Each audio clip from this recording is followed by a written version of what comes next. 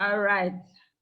So, Self Child Advocacy is a non-governmental and non-profit organization which exists to support children in street and other vulnerable situations with alternative livelihood options towards development.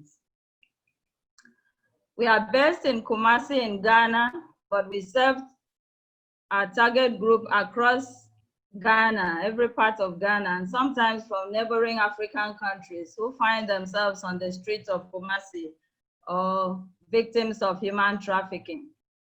We were established in 2005 by the Catholic Archdiocese of Kumasi under the management of the Daughters of Charity of St. Vincent de Paul, a female congregation of Catholic nuns. You can see that I'm a nun. Our main service areas include reintegration and rehabilitation of children in street situations, sponsorship of children in street and other vulnerable situations in formal education, sponsorship of target group in skill training of employable skill areas or in employable skill areas. We also provide shelter for children who may not be able to reintegrate with their families, daycare and early childhood education for mothers in streets, for children or babies of mothers in streets and other vulnerable situations. We also are engaged in services to persons affected or trafficked, domestic violence, and child marriage. The scope and description of this initiative is to increase our resources, financial, material, and personnel to respond to needs beyond approved donor organizations, because we have donor organizations, but we do have challenging needs we have to respond to beyond that. To get the local community we serve and our target groups identify with and own our services, to have funds to run our services outside donor funding. Our initiative, the initiative under review, covers a period between 2018 to August 2020, that is 2 years. Relates to activities geared towards local mobilization of resources to support our organizational income. And our objective, the objective of this initiative has been to strengthen our resource pool, to build foundation for sustainability, and to work towards financial independence so that we are not always relying on donor funding from outside. The tools and approaches that we have adopted are appeal letters, use of standard media, the radio and the televisions, use of the social media platforms, WhatsApp and websites, and so on. We also have benefited from assistance from Ghanaians in the diaspora. We've also used crowdfunding, which some of our volunteers and staff have used, and it has helped us. We communicate results through reports, photos, videos, etc. And we've also used communication flow with partners. We try to communicate regularly with partners within. Other tools include application of learning from all WACSI trainings, like the local fund training, resource mobilization, sustainability of CSOs. So every learning that we have been privileged to gain from WACSI, we have tried to apply those knowledge. Enhancing the visibility of our organization through the e-directory, posters, publicizing our events, branding, our signposts and all of that. Improving our physical environment, which has made our environment more attractive and draws attention of the local people.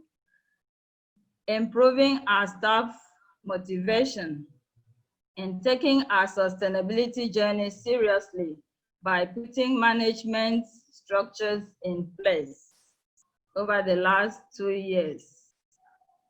The resources we have raised include,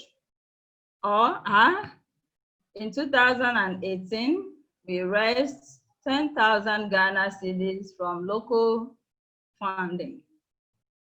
In 2019, we received cash which were audited at the amount of 84,000 Ghana cedi, which is an equivalent of 14,400 plus dollars. We also received materials worth 10,000 Ghana cedis, that is 1,700 plus dollars. Staff training, we have received from local training institutes like WACSI, and they would be towards around the amount of 8,000 Ghana cedi, that is equivalent of $1,380. We also got sponsorship, local sponsorship, to organize NHIS registration for 1,000 street-connected children and carriers. We've also got sponsorship of activities like awareness creation against human trafficking.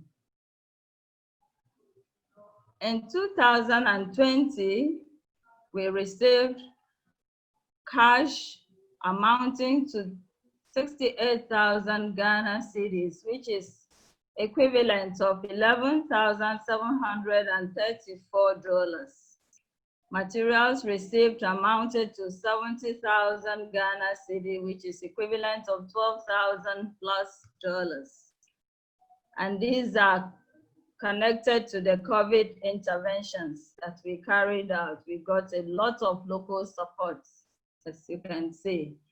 And we also got support in form of personnel volunteering of services, especially during the COVID response, because we had to go out to slums and other places to distribute food items. We got support in form of volunteerism amounting to 5,000 Ghana cedis.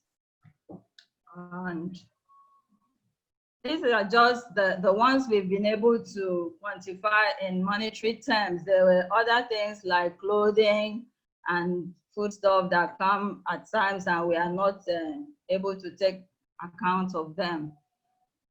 Stakeholders and partners who have supported us locally include church-related organizations like the National Catholic Secretariat in Accra there, Caritas Ghana, also based in Accra, St. Teresa's International Women Group, but they is local, but they call themselves international, but they are purely within Ghana. And the support came from the Kumasi branch. Ladies of Marshall and Knights of St. John from around Kumasi, and other church-related organizations, which I have not enlisted here. We got support from the Metropolitan, Municipal, and District Assemblies around Kumasi here. And we got support from coalition of civil society organizations through the WACSI platform, which was organized to support the COVID response. We also got support from private sector, Indomin Ghana, PKF Audit Firm, Rife International, Trinity Cosmetics, and many others. We got support, as I said earlier, from Ghanaians in the diaspora. We got support from individuals, local persons, just ordinary working class persons, ordinary persons who don't even have much money themselves, also supported, especially our response to the COVID-19. Constraints and challenges include lack of responses from the well-to-do Ghanaians. There are some who are really rich and we expect to get support from them, but they are not forthcoming. Not enough response from private sector. Yes, because even during the COVID, we went very, personally, I went to some private sectors to appeal for help, thinking that during this kind of crisis, people will be willing to share their resources, but they were not responding. They keep promising, but they wouldn't keep their promises. But you see a lot of responses to government and all of that, I guess for political interest too, but they would hardly support the NGOs or the civil society organizations. And lessons learned include, we believe strongly that there are resources within Ghana.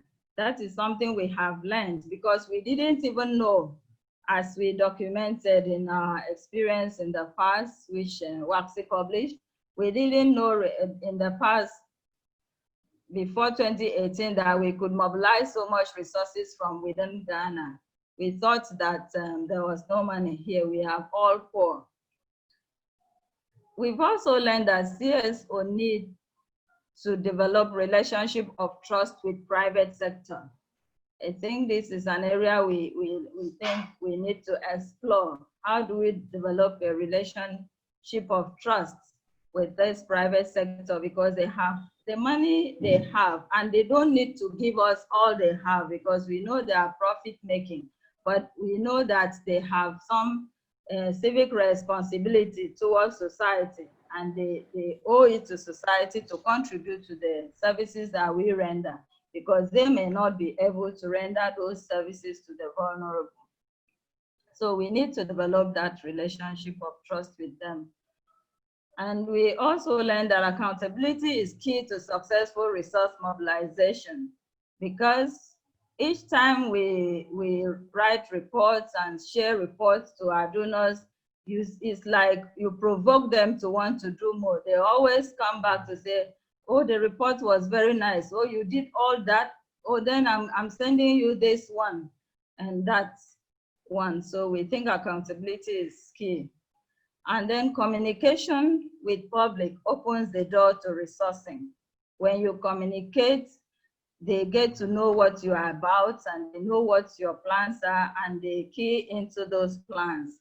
We communicate a lot these days. Since after our training from WACSI, we've taken communication as very important because it has provoked a lot of donations. In conclusion, social enterprise is one of the non-traditional means used by Self-Child, that is my organization. We've really used social enterprise. I didn't put that as one of the tools because we had started using them even before we encountered WACSI and we got the training. But I want to recognize that it is very important and it has helped us a lot in local resource mobilization. We have benefited from production of marketable products, bags, iPad, laptop covers, beads, etc. Production of face masks, oh, that one we really made a lot of money because we responded to the need of the time, and we increased our income through production of face masks. Also, user fees from services we render. In the past, we would just set up service free, but we discovered that people would not appreciate it. The beneficiaries would not really take responsibility for themselves.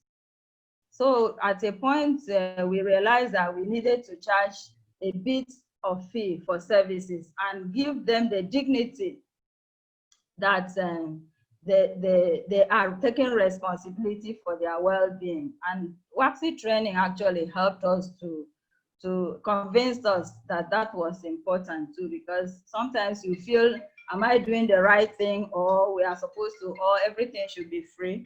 But we now charge little fee for services like the daycare, like our training center, we try to charge little fees. There may be people who can never pay, and we can understand that. We are also engaged in farming, crop and animal farming, grinding mill, which meets our own need and serve the public, provision of water to public at very reduced cost. And it also helps us to get close to the public and bring the public close to us. Patronize local business initiatives and artisans. When we want to do work, we try to patronize the artisans around us. And in that way, they get to know what we are about and get to appreciate. And some of them even provide services with little or no charge to us because they get to appreciate what we are doing. And some of them even get their relatives to donate food items and other things.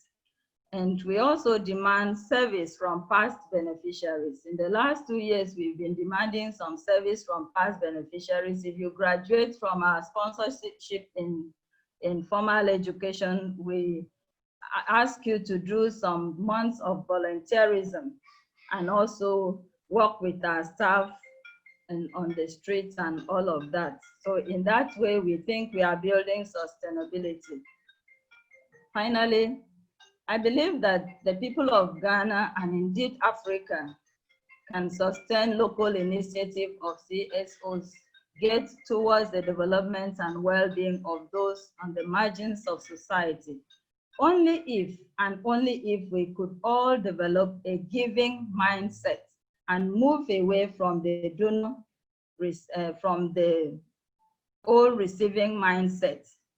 You know, always thinking that I don't have, I can't give anything. I'm always, you know, because we noticed that even when we were sharing food during the lockdown to destitutes on the street, some women will be selling food and they'll be running after our van to collect the food we are sharing, which means that there is that receiving mindset.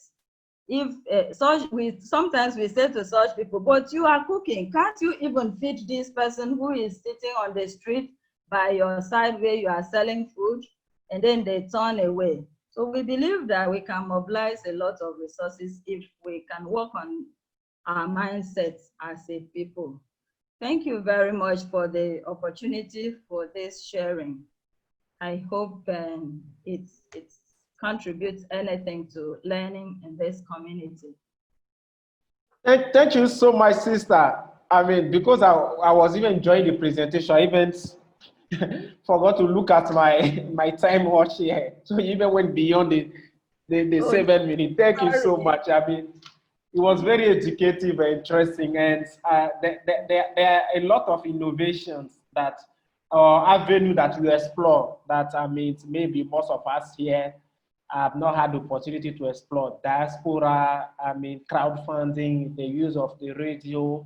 So it will be part of my questions when we come to the discussion to expatiate more on that, how you have been able to tap into the diaspora and also explore the crowdfunding and made it successful. And I mean, you talked about something that is quite interesting here. You said set up management structure. And I mean, as part of the training, we always talked about it, that the need that for your ability, if you want to venture into local resource mobilizations, you need to get the buy-in of the leadership.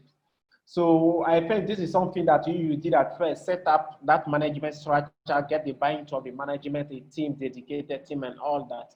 That has been very helpful. And we also realized that you started since 2018 when you participated in the training. And from there to, I mean, up to now, you see that as the years, elapsing, your money keep on increasing, the fund that you have raised, I mean, either the resources, financial or non-financial, has increased from 2020 or 2018 to 2019, from $2,000, you move to $40,000. And already in this year, in 2020, you have already raised $11,000. But the year we still have like 5 or 4 months to go. So we believe that you go beyond the amount that you raised last year. And also the people that you approach, your stakeholders, which is also quite innovative. You talked about private sector, you even mentioned key names of companies. So I mean, quite educative and very insightful. Thank you so much for sharing that, and also the lesson learned. Great lesson that all of us can really build on them. The fact that we need to shift from receive mindset to giving mindset. I mean, my grandma always said that those who give are richer than those who receive. So that is, very important. Thank you for that. And accountability, which is key to resource mobilization, communication, and also the trust that we need to develop with private sector. So we need to think beyond the transactional partnership, not because private sector is giving money, we also have to give to get something back. But you can work collaboratively and achieve something for the common good. So it's not always you should be thinking about what am I going to give them back to the private sector who are giving you money. But together, design project and work on something much specific. Thank you so much for this insightful and very educative presentation. So we'll move to the next organizations on the panel. A representative from Amputee Football Club. Are we ready? Kindly unmute your microphone. Is it Mohammed or, your microphone is muted. I can see you talking, yes. It's still muted. Let me try here to try to unmute it for you.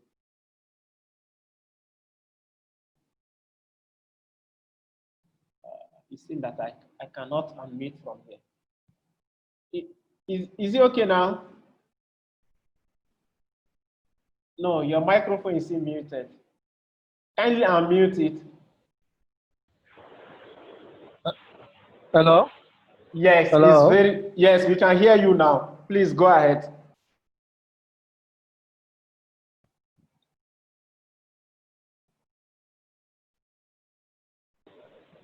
Hello? We can hear you clearly. Kindly go ahead. Hello? Can you hear us? Yes, we can hear you. We can hear you. Can you go on, please? Hello? Mohammed, we can hear you. Okay. Okay. This is Chemusho. Okay. Okay, Shenu. Well, as for the Flying Stars Amputee Football Club, we tried in the COVID to try to do our funding and during the COVID we are at home. We are writing proposal to government institution and local organizations, and we went to also the bank and other organizations. But we have been writing proposal and stuff.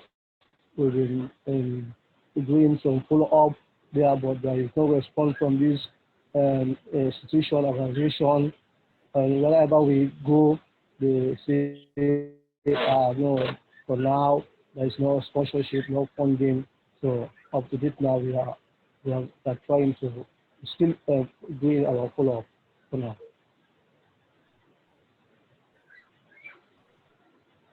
Thank you. Yes, Shano, we heard you. Thank you so much. The voice was, was not too loud, but we got a sense of, what you wanted to share. You said that you have approached people, you have not been successful, but you have approached, several stakeholders, and through proposal that you have written and also face-to-face engagement, that you have not been successful. So far, but you are hoping that it will come. Exactly. We are also hoping so. So this is the platform for all of us to learn to pick some of the best practices here to apply within for our respective initiative or within our respective organization. Thank you so much, Seno. We'll move to the third organizations on our panel, first panel of the day. Representative from SILDEP, please, are you ready? Moses or Francis?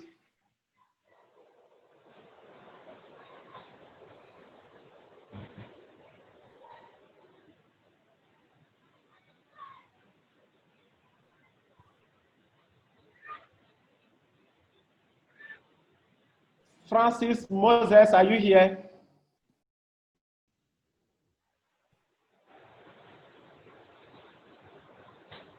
I can see you on the platform. I don't know whether you can hear us. Moses, Francis. Hello. Hello. Hello. Yeah, Francis, I can hear you. yes, we can hear you now. Yeah, I'm here with you. I'm here. Yeah. Okay. Please go ahead. Go ahead and share your experience. Kindly go ahead.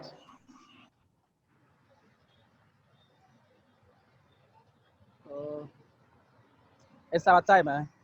Yes, please. Okay, then let me. I think Moses will do the presentation.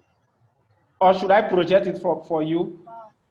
Yes, you project it for me because currently I'm in a bank. But you project it so that Moses can follow up. Okay.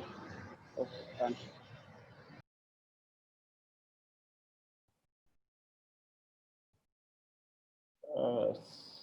Sorry for the technology. You know, virtual learning or has its own challenges. So let's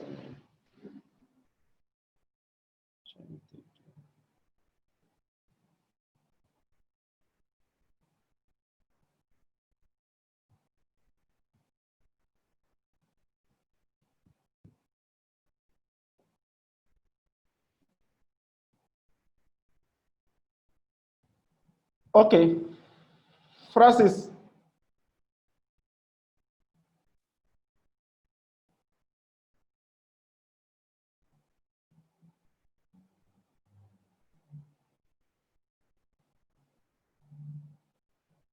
Hello. We have it projected. It's projected on the screen.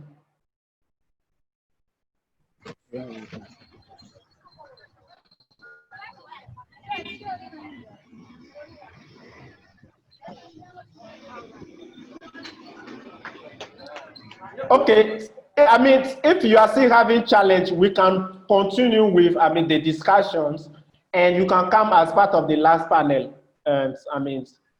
The time that Moses has more stable internet. So we'll come back. Then let's do that. Yeah, we will do the yes. I think that will be Thank you. fine. Okay, thank you.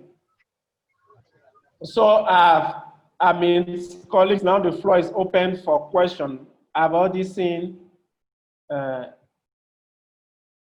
Christopher hands up. Do you have any other colleague who would like to also ask questions to Sister Olivia or Shenu? Okay, Christopher, kindly go ahead and kindly unmute your microphone.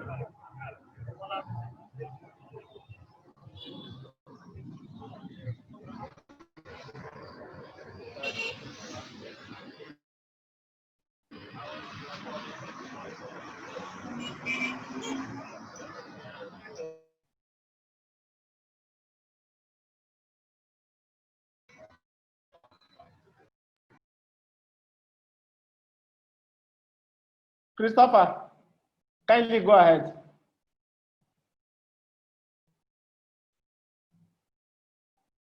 Where? This is. Hello? Francis, yes, we can hear you now. Thank you. Okay, go that's ahead. fine. Thank you very much. Sister, thank you for your splendid presentation. I need some clarification here to support our fundraising activities as well. The crowdfunding issue and the diaspora. Okay. Diaspora, how do they give you the money? Do they give you the money from outside the country, or they have some initiatives here locally that they allow people to give to you? That's the first one. And the Okay. second one is, how do you run with the crowdfunding concepts? Then the Okay. third one is, all what you have mentioned, they are fantastic, but do you get running costs in there? And how, if not, all these monies, how do you get money to support your staff? Okay. Thank you. Thank you so much, Christopher. Do you have any other colleague who would like to ask questions for sister to take all of them at a go? Okay, thank you so much, Christopher, for, you have captured some of my questions that I wanted to ask. So I also wanted to find out the diaspora. How did you type into diaspora and your crowdfunding experience that, Christopher also has mentioned about it. So sister, please, you have the floor. Kindly go ahead. All right, thank you very much.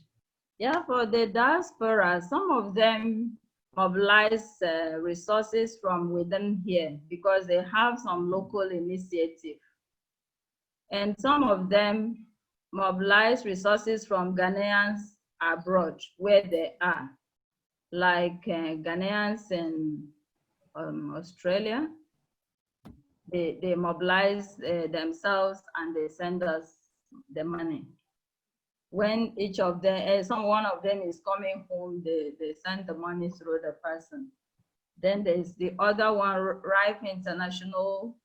The part of their business is in the US and they have business also in Ghana. So they mobilize the resources from their business in Ghana. Okay. Yes. And then some of them also set up crowdfunding for us. It's also connected to crowdfunding. Some of them set up crowdfunding for us and raise funds for us. Some of them assist us to know how to set up crowdfunding. And then one of our volunteers, Ghanaian, also helped us to set up crowdfunding because he had opportunity to go for a one-year doctoral studies in Canada. So that's how our crowdfunding came about. And then you asked about how we get money to support our staff. Of course, the good thing about mobilizing local resources or getting local resources is that often they are not strictly taxed to budget head. They want to support your work, your services. And if you know you have a need around staff costs, you will, take part of it into staff costs. Also, whenever we write a proposal, whether to local funders or outside, we add administrative costs to it, and we generate our staff costs from there. In the past, we would just write proposals and then we would just cost or estimate for the main activity, but not after we got the training from WACSI. Now, every little proposal we write, whether locally or abroad, we add administrative costs. And we are considering the staff who are going to be involved in executing those activities. I don't know if that answers your question. Yeah, okay. Yeah, mine also very okay. Thank you so much, sister. Do you have any other question for sister? Or Shenu? Okay, I'm seeing Richard. Richard, kindly go ahead and mute your mic. Yeah, hello everyone. Good morning. Good morning. Good morning. Yes, so I just want to touch on the crowdfunding. How it worked for us. So basically, Chris, you want to get funds, or let me say money from a large group of people. Okay, so that's how we call, the name crowd. So we want to get money from a large group of people, either using online or offline, technique to do that. But for now, the most common method that we use is online. And there are several platforms that you can use to raise money. But our experience so far is that one, the crowdfunding, especially if you launch the project online, is more of personal. So if you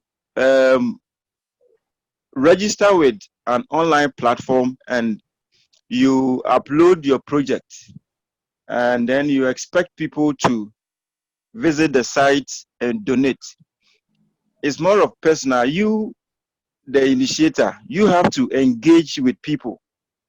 You have to engage with people, refer them to the campaign that you've launched, and then you ask them to go there and donate. So the crowdfunding, it works more for, like, especially groups. So if like class, maybe graduating class of maybe 2020 or 1999, if you want to do a project and they register online and launch their campaign, it's a matter of just informing their members that we've launched this campaign, so just go there and donate. So already that network is there. So it's, as I said, it's more of personal, and also sharing more information about the project, directing people to the campaign site to go and donate. As if you just launch a campaign and you are sitting back thinking that people will chance on your project and donate, that wouldn't happen unless you do more awareness raising. You are sharing the link, you are asking people to go and donate. That's how it works. But there are several platforms. Ours, we are using we are on global giving. We are on global giving platform, and that's how it works. You have to tell people about your project, always updating your project, and sharing the link with people or your network and asking them to go and donate. So that's how it works for us. So just to share the little experience that SAP has. Thank you so much. Christopher, you wanted to say something? Please go ahead. Yes, Rich, thank you very much. If I heard you right, it means that you have to do your background research to identify those who might be interested in your project before you set up that intervention. Rich. Exactly so. Exactly so. So it calls for research. You need to do research, but the purpose that we do crowdfunding. So it's like you sharing information on Facebook. You don't know who will chance on that information. So you just put it there, one thinking that people will see it and then they will be touched with your message and then they will donate. But aside that, you have to personally direct people, engage people, direct them to where the campaign is so that they'll be able to have access to it. So for us, aside the people that we know and we contact to go and donate, occasionally you have people we don't even know, donating online. So that's how it works. It's because it's online, anybody at all can chance on the project. And if it is, they have interest in the project, then they will be willing to donate. But if, as I said, if you don't do your campaign, getting into contact with people and directing them to the link or your project, the amount that you raise will always be less. As I said, occasionally you will get one few donation from people that you don't know, but that one, it will not be effective unless you do intensive campaign to get people have access to your project. So that's how it works. Thank you very much. All right, you're welcome. Thank you so much, Richard and sister. So, I mean, that additional information is very helpful and actually very insightful. So, from what I'm gathering is that there is a need for you to build that network of people that will support, so that when you put the platform out there, you can share within that network. So you build a network of people who are willing, or that you have already done your homework, show them your initiative, who are willing to support. Now you target them with your link. They also now they can encourage their colleagues or other people that they will know that will donate. So that is very helpful. Colleague were asking for, Richard's contact. I share it on the platform, but we will share, the contact of all those who have attended here, yesterday and today. We'll share with you in the email for networking, for building the community of practice beyond this platform is actually the essence of us having this session, is collaboration between you to champion your initiative. So we will now, move to the next item on our agenda. Is a presentation on the research. So my colleague Christian will lead us on that. And the research is exploring faith-based giving as alternative funding model for civil society organizations. And we could not find any other part to put it other than after sister presentation, especially as she had had the experience of tapping to faith-based organization and all that. So we'll try to link to that presentation. So Christian, are you ready? Yes, please. Okay, kindly go ahead. You have the floor. Okay, thank you so much, Liam. And thank you also to all the colleagues. It has really been a pleasure listening to the various case study and practice that are actually being made, especially from the Street Children Project, and also the experience of the association of amputee, and the example from Richard with the Special Attention Project. So today, this presentation is basically going to give us an overview of the various alternative source of funding, especially for the faith-based giving model.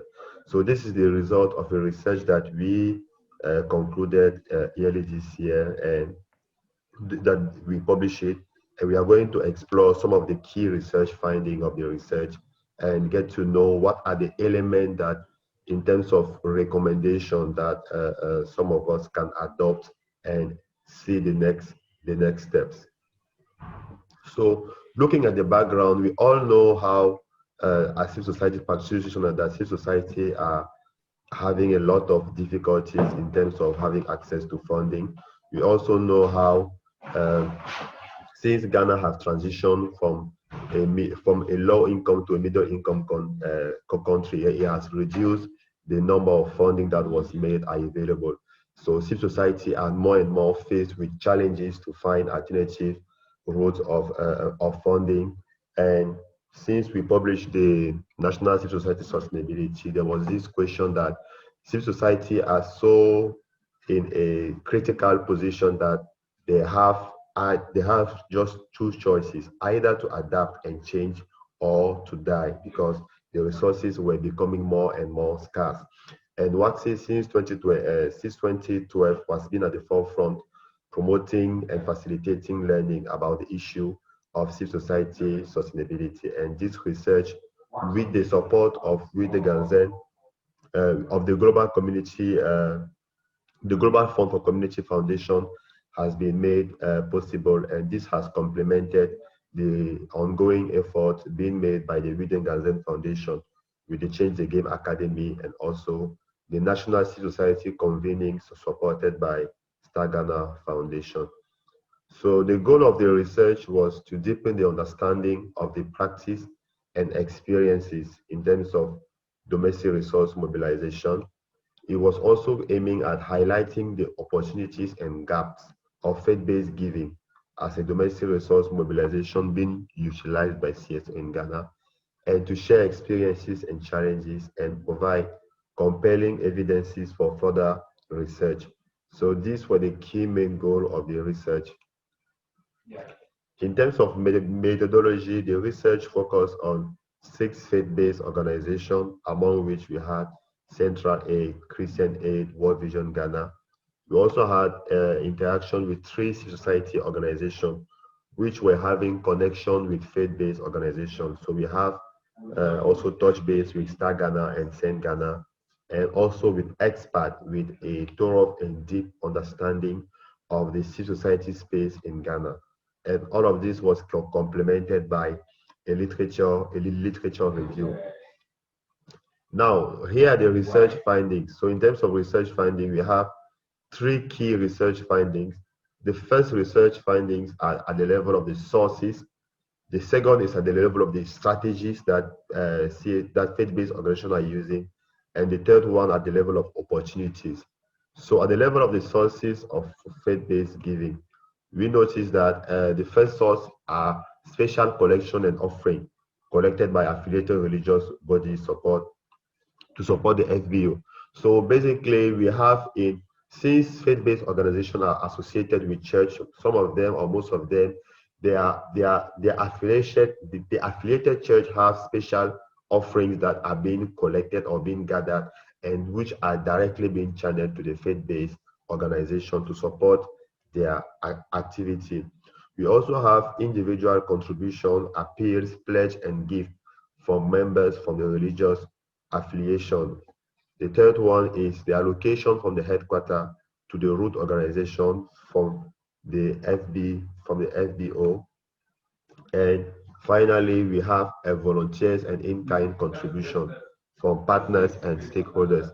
If you look at the example of Safe Child Advocacy, she indicated that in her fundraising domestic resource mobilization campaign, they were also receiving in-kind contribution, in-kind donations. So we also have that, and it is something that we believe that CSO need to acknowledge that as one of the components of their resource mobilization, because sometimes many are not considering local in-kind donation as part of their resource mobilization.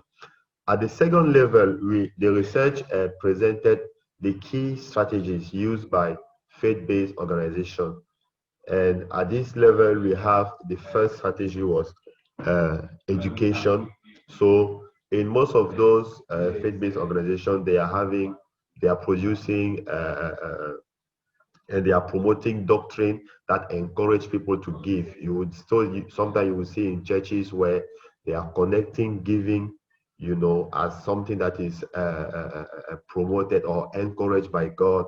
So all of these elements are psychologically preparing the mind of the believers to give. The second element is at the level of instituting special days for collection from givers.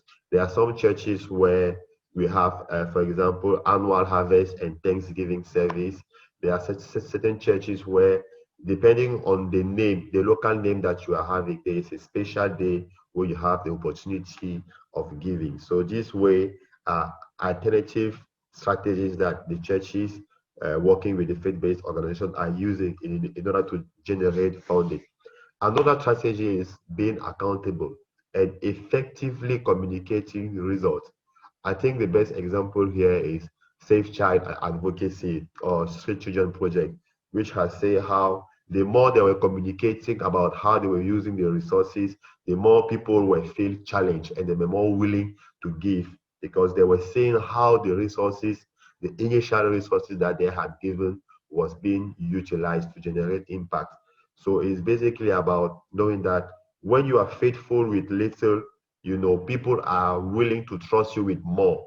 But if you are mismanaging the little that you are receiving, it will be difficult of receiving more. So accountability is one of the key elements that most faith-based giving organizations are using. And effectively communicating results. There are a lot of organizations who are doing pretty well in terms of impact, but they are not communicating enough. And people will not be willing to support what you are doing if they are not informed, if they are not aware, there is a level of awareness that precedes action. Without awareness, it's difficult to have a sustained action. So accountability and communication are two key ingredients that any organization who would like to explore this should consider. And the last element is effectively communicating your mission to the givers. So here is more about your identity. Why do you exist? How doing what you are doing is something that is passionate to you? How are you aiming at creating change within the community that you are serving? So those are the four key strategies that most faith-based organizations in Ghana that we have engaged for this research. This is some of the key four elements that they are actually using. Now, what are the opportunities for faith-based giving in Ghana? So the first element that we notice is that Ghana has a very large religious base, and which is an opportunity where any organization can tap into it. Either you are a CSO, no matter the form that you are having, the fact that we have a large religious base in Ghana is an advantage. We have 71.2% of Ghanaians who are Christian, 17.6% that are Muslim, and just a minority, who are still attached to traditional and who are not even having a religion. Which means that if we combine the 71 and 17%, we have approximately 88% of Ghanaians which are Christian and on which you can leverage in your campaign by identifying how your project, how your initiative can be more appealing to their interests. We also have indigenous system and culture of giving. We have indigenous culture, and finally we have growing technology and digital infrastructure that provide convenience for giver.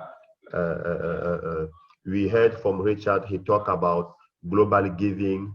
We have a lot of crowdfunding platforms that are existing out there where people can give. We have mobile money now with every internet mobile network operator. They are having mobile money that you can use that channel in order to generate income for your organization.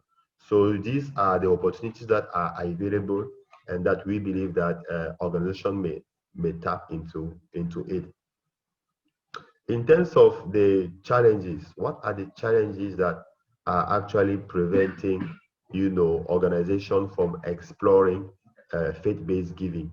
The first element is about the public perception, in the sense that many people still consider CSO or NGO as organizations who are already having money, so there are very few. I think we also got that from the presentation of Sister Olivia, where she explained how people believe that CSO are more in the position of giving than receiving. So we also have the Youth Harvest Foundation in Ghana, which has also explained that there's a need to change the perception of the public, of Ghanaian, that CSO are not just coming to implement projects, they have to do it with the support of the population. So there is a lot of education, of awareness and sensitization that is needed at this level to overcome this challenge. The second element is that the culture of giving is skewed toward ad hoc social welfare costs. So I don't know if you have noticed, but the level for most organizations, their resource mobilization income has increased during the COVID-19 period, because there is an emergency, there is an ad hoc social welfare. There is a pandemic that wasn't planned, that has happened, and this is challenging people to give. But we notice that if you are asking people to give for things that are not, for example, human rights issues, something that is not critical or which is not directly affecting the vulnerable, people are not that willing to give again, as much as for critical things like building a well, maybe giving food to people, providing for shelter, like things that they can directly see. But things that address the infrastructure, the environment of civil society, most people, are not that much encouraged to address systemic change within civil society, the civil society sector. And we do believe that there is a need to educate more citizens on how important their giving can contribute to create an environment and address the systemic change that are existing. We also have the difficulty of working with the rising middle class and high net worth individual.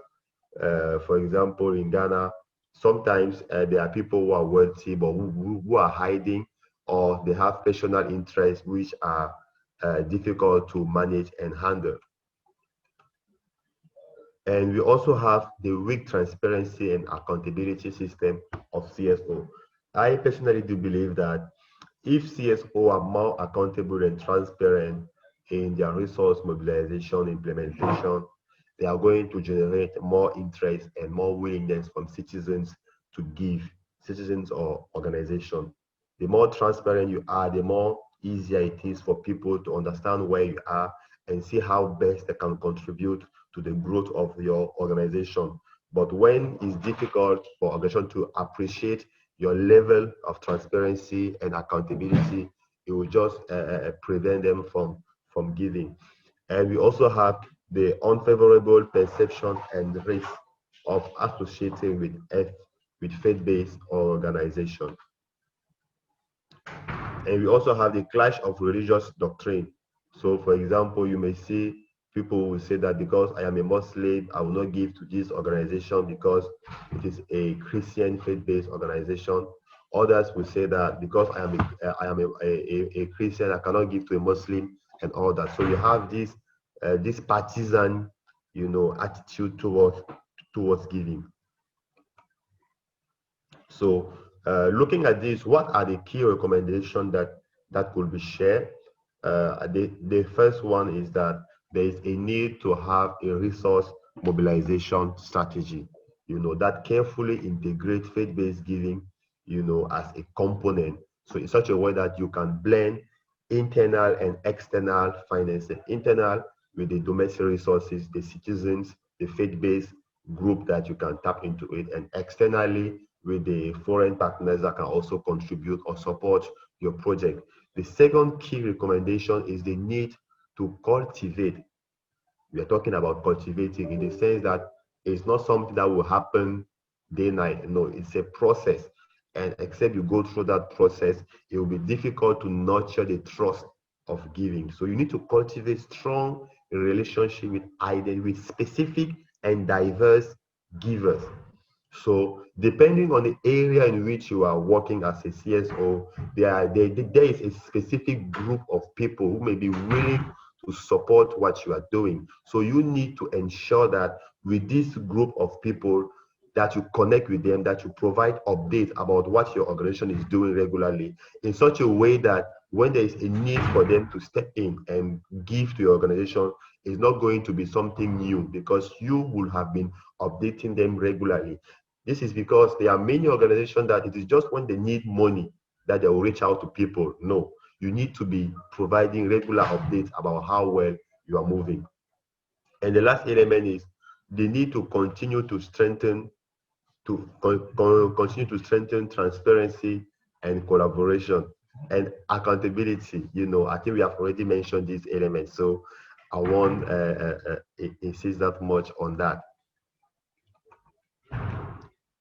And the other recommendation is the need to set aside resources for communicating impact. I think I also got something on this from the presentation of Safe Child Advocacy, when they explain how since they understood the importance of value of communicating impact, they are more intensive, they are more intentional, they are more proactive in communicating what they are doing. And another element is to develop win-win partnership with religious bodies. So actually, if there are churches, if maybe you are a community-based organization which is providing maybe a service to the community, have you ever think about seeing how to partner with a local church, in such a way that whenever you are having activities, the local church can support you or can encourage citizens to contribute to your causes. So these are some of the elements that we have identified. And the last recommendation are to clearly communicate about your mission, to continually promote the use of digital platform, we talk about that, and to leverage on indigenous practice and volunteerism. You know, there are a lot of resources internally. We just need to be bold, we just need to be creative and explore how best we can tap into that to accomplish our vision and mission. So that's basically what we wanted to share from this research report. And there are three key questions that I would like to share with you for reflection, and that will be coming on it during the discussion session. The first one is faith-based giving a component of your resource mobilization strategy that you have actually? And do you even have a resource mobilization strategy? That is one. The second thing, which of your recommendation is or are more relevant to your organization, and what practical steps, can you take to integrate faith-based giving in your resource mobilization strategy? That's what I had to share for today, and I am looking forward to engage more and share more during the discussion. The research report is available on our website. You can have access to it, read it, get to know the practices that are actually in Ghana, and see how best to integrate it to your organization. So thank you all for your attention, and I'm looking forward for the engagement. Thank you. Thank you so much, Christian. Your slide kept on frozen. Oh, I think, okay. yes, you were stuck at challenge. But I think here it was moving. Sorry, I didn't know. yes. I didn't notice. So okay, maybe you can bring the slide on the question. If you could bring them back on the screen, the question that you have asked.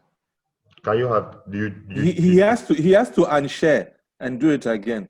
Okay, then you have to unshare and do it again for him to come back.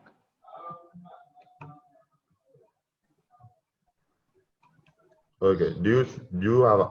Yes. Can you see it now? Yes, you can see it. Okay, fantastic. Thank you so much, Christian. Thank you so much. This it not affect the substance of your message, also the content of the information that you have shared with us. It's very educative and also quite interesting, inspirational, if I have to put it that way. So, you talked about a lot of very good stuff here that it will be good to stress on.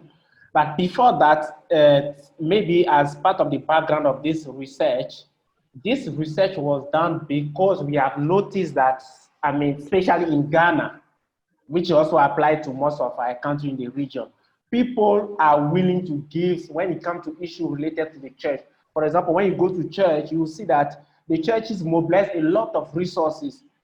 But when it comes to organizations who are focusing on social justice issues, we are having challenges to mobilize resources. So we conducted this research to see what are some of the strategies that the churches use or implement to attract that kind of resources or mobilize that kind of resources that we can also apply them, some of them, within our context of organization towards our resource mobilization approach or strategy. And you talked about there are some information that you provided that we discussed even yesterday and today again. The need for us to be accountable, which is very important. The need for us to be accountable and also show what we have already done, communicate the impact that we have done, build on that. I think yesterday when Richard presented and also Christopher, they all stressed on that. And so that is something that is well noted. And communications has to be at the core of our work if you have to ensure effective resource mobilization, especially at the local level. We need to communicate effectively. And as part of recommendation that we have to take forward, there is a need for us to develop a resource mobilization strategy so that whatever we are doing is done on purpose. We don't work anyhow or ad hoc manner. And for us to continue strengthening our transparency and accountability, you strike that one against, you flag that one against the recommendations. and we should dedicate resources for the communication, especially communicating impact and all that. And win-wins, I mean, partnership with religious body, and other kinds or similar stakeholders, private sector including. And so some of the strategy that they use in terms of approach, you talked about, I mean, special day that the churches try to institute within the church. And you talked about the giving based on the name. I think in Ghana they call it, is it Ama and Kofi collections? I don't know whether it's that one. Please, the Ghana, is it the way you call it? Is it Ama collection?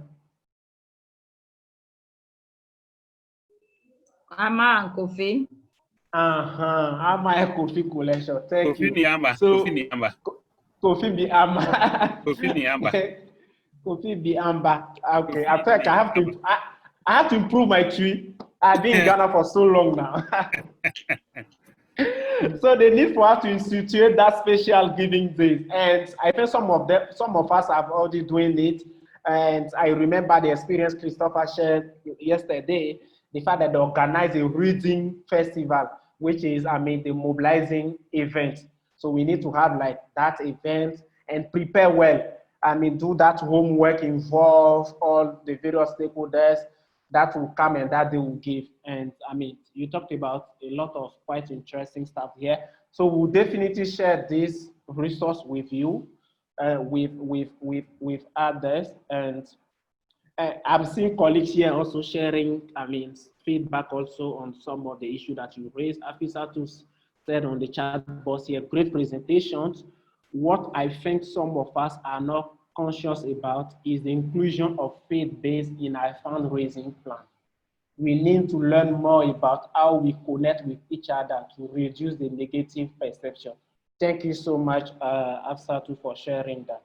Thank you so much, Christian. Do we have any questions? I mean, question or contributions to what Christian has shared?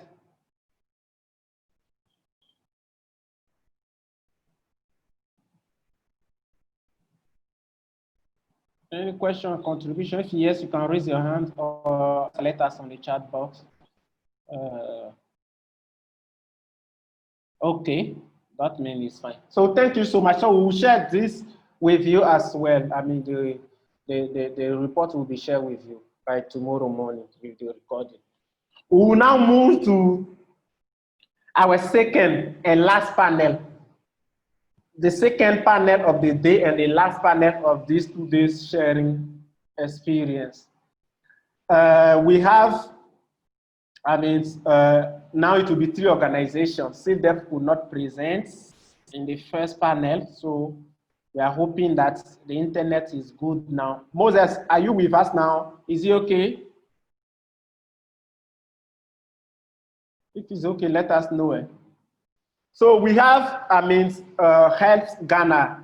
Helps stand for Household Disaster Resilience Project. They are based in the Gambia. We also have NOSAC based in the northern part of Ghana, who also share the experience. And if technology allows, we also hear from CSOs. They will also share the experience.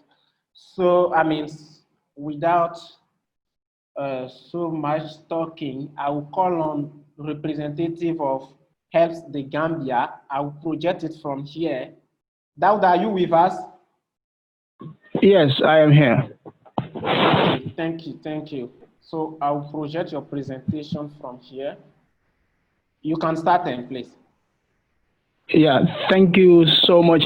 First and foremost, I would say thank you for the opportunity for me to come here and share some of the things that we've been doing, and as well as to learn from our colleague CSOs that are in other parts of Africa. As you have seen, my name is Daure Cham, and I am the National Project Coordinator for Help Gambia. And as he said, HELP actually stands for Household Disaster Resilience Project. And I'll be discussing with you today the beyond traditional funding. So Leandro, you can move forward. Okay, now this is going to be the presentation outline. I think it has been the same for all of us, so I don't need to go through that. And so to talk about the background, Help Gambia is a registered non-governmental organization, and as you've seen, that is our registration number. And basically what we do is we actually work around environment and also environmental protection and as well as climate change. So Help Gambia aims at complementing government's effort because we all understand that the government cannot do everything. So they need stakeholders, or they need CSOs and NGOs to actually complement their efforts. So that's what we do to reduce households' exposure and vulnerability levels to climate change and impacts and extreme weather events.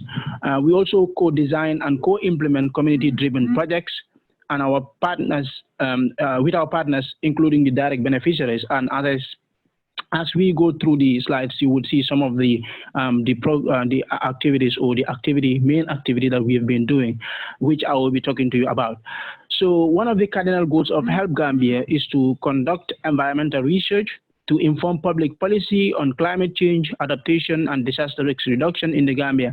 And we conducted a research on whether the Gambia should actually move its capital from Banjul to somewhere else, because research has shown that in the next 50 years, the entire Banjul will immerse in water. So that was actually done by us, and most people actually suggest that the capital needs to be moved. So we also look at the scope and description of the initiative. So the World Cleanup Day is a global event that is commemorated in September every year, where people all over the world embark on mass cleansing exercise. So our organization, knowing that this is the area that we actually do our work in, that is environment, last year we started this program, that is the World Cleanup Day, which was introduced by the Let's Do It World, which has over 180 movements with 20 million volunteers across the world.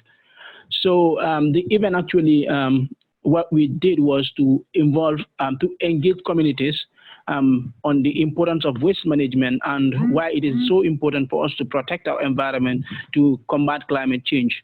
The initiative is also part of the activities of Let's Do It Gambia, and Let's Do It Gambia is an annex organization of Help Gambia. So Help Gambia, this is the organization we operate here, but through our engagements and the partnerships and connections, we are able to annex Let's Do It Gambia, which actually organizes the World Cleanup Day. And these two organizations are now run by us, that is Help Gambia and Let's Do It Gambia. So the objectives of the exercise was to raise awareness and implement true change to achieve our final goal, that is a clean and healthy environment. Also, cooperation and collaboration, that is to bridge the gap that actually exists between communities and including all levels of society in our change process. Because we all understand that if one part of the society is ready to change and another part is not ready to change, then there wouldn't be a meaningful change. So we try to, bring people together so that we all do this work together to achieve whatsoever that we want to achieve. Also to unite energy, especially among the youth, and resources to make communities clean for habitation. If you look at our initiatives, most of them are championed by young people, because in our country, 60% of the population are young people, and there cannot be any meaningful development in this country if the youth are not in the forefront. So also, we want to combat the indiscriminate littering in the Gambia. This is one of the major problems our country is facing right now. I mean, people would use, they will eat food and, comfortably throw trash in the streets. So the tools and approaches that we use to do this activity, that is, we wrote concept notes and shared it with our donors, and also, like when we send our letters, we would always make sure that these concept notes are actually sent along with the letters, so that the donors would understand what we are actually trying to do. Also, we use the media to gain popularity and invite sponsors. Yes, we were on the TVs, on the radios, and so on, to talk to people, to sensitize them, and also welcome them. So we actually established a fundraising team, which was headed by myself, because I benefited from a training organized by WACSI in the Gambia last year. And the fundraising team was the team that was responsible for raising funds, and this was headed by me. So I talked about writing letters to solicit support. We had face-to-face meetings, of course, with our donors to actually elaborate more on our initiative. We also did community engagement, and we are told that fundraising before fundraising. So we had to go into the communities to tell them why it is important for them to support us and for them to join us in our endeavor. We did continuous follow-ups because we understand that most institutions here, before you could get something from them, you have to be following them over and over, and this was helpful. So our stakeholders included National Environmental Agency, which is the body responsible for regulations when it comes to environment and so on. We have Kanifing Municipal Council, Brikama Area Council, Banjul City Council, Gambian Ozone Heroes. This is an environmental group, communities, and volunteers. So all of these were partners and stakeholders. Move ahead, please. So the resources raised. So through our engagement, we were able to raise $60,000 from the Brikama Area Council to actually implement this activity, because we had volunteers in all the 7 regions of the country. So we had to buy them T-shirts, we had to give them water, we had to give them some materials they would need to do the cleanup and so on. So Brikama Area Council actually came to our aid through their community, whom we engaged so that we could have such a support. From our own side, we were able to raise $10,000 from sales of T-shirts that we sold to some other people. In terms of material support, all the 3 councils, I've mentioned the names of councils, these were our partners. They gave us trucks and cleaning materials for us to have a successful exercise. So the constraints and challenges, yes, competition between us and other environmental groups. So we, like I said, World Cleanup Day is not just our thing. So this day, lots of environmental groups would want to commemorate it. So at some point, some of the donors that we wrote to, we found out that other people were also writing to them. So it was like we were competing for the little resources those people had. So insufficient response from some partners. Yes, some of them were not actually very much responsive. Because maybe they don't want to help us, so that has been a challenge. Late organization, yes, that is from our side. We were late to do some of the things that we needed to do, and that was really a challenge for us. At some point, we wanted to give up, but we kept pushing until we were able to implement the project. Insufficient capital for pre-financing or fundraising. So in the previous presentations, some of you have mentioned why some of the things that you would do, or some of the income that you need for you to do your pre-financing and so on. So this was a challenge for us because we really did not have a lot of money to do some of the things that we wanted to do. So the lesson learned, we realized that there are lots of opportunities in our communities that we can explore to raise funds. So previously, before we attended the WACSI training on local fundraising, everything all what we think is we cannot raise such amount of money in this country. Everything we need is to seek support from outside donors, but we were able to raise 60,000 within our country. So I think that is a great lesson that we have learned from, that it is important to communicate your results. Yes, when we reached out to Brikama Area Council, they told us, I mean, this is the first time you people wrote to us, what have you been doing? So we talked to them about the research we conducted about the capital city, about moving the capital city to another place, and some of the exercises that we have been doing on the beaches and in our communities. So that fundraising enhances fundraising, because through our community engagements, we were able to convince Brikama Area Council, that is back, to commit 60,000 to our endeavor. Teamwork is very, very important in fundraising. Yes, nobody can do fundraising alone. I mean, you have to bring your team together so that you could be successful.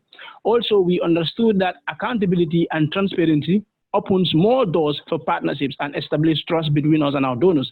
Like I said, this activity, we started it last year, and this year, just on the 19th September, we did the same opportunity. And when we wrote to Brikama Area Council, they did not waste time to support, because they've seen what we have done, and because we were accountable and transparent, they have supported again, even though in a low tune, because of the pandemic, they could not give the support that they gave in the previous year. So I think accountability and transparency is very, very important. So these are pictures from our activity. As you could see, people are cleaning and so on. there where you have people standing, that is one of the authorities of the Brikama Area Council, their CEO, who was even on the ground to do the activity with us. So because we were able to convince him that this is not our thing, this is a national thing, we all need to commit ourselves to develop our country, and we invited him to come on the ground to be part of the solution. So thank you. That's all. Thank you so much, Dauda, for that, brilliant presentations. And thank you again for sharing that experience. Maybe, a very quick one. You said you raised $60,000 and also $10,000 you got from t-shirt selling. Could you estimate that in dollars for other colleagues to relate to?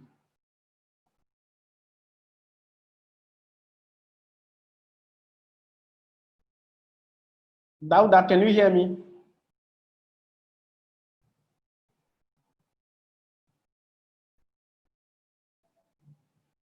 So that is like $1,400.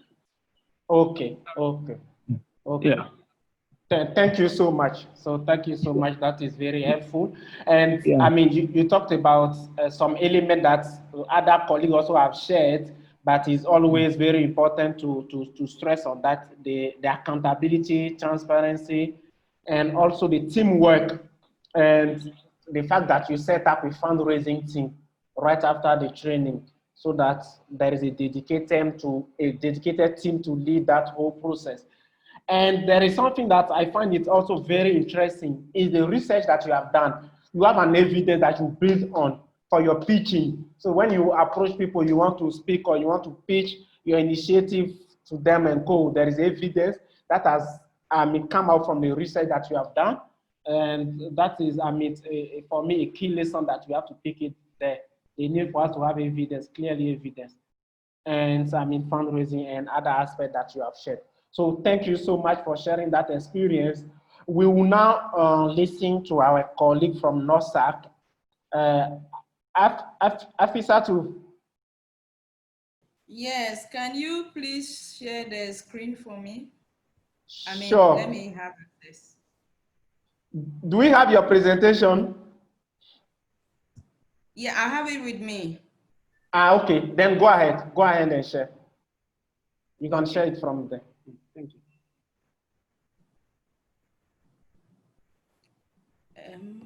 So can you see? Not yet. Oh, okay.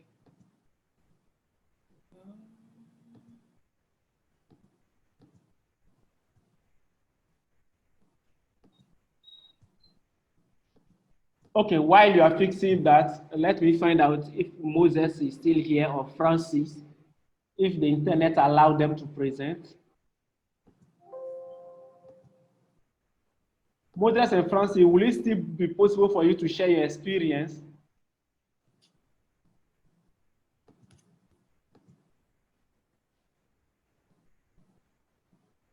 Moses, Francis, I can see you on the platform, but you are muted. In case if you are speaking. Hello. Okay, so Yes, Francis. Yeah, I'm with you. So will it be possible? Are we?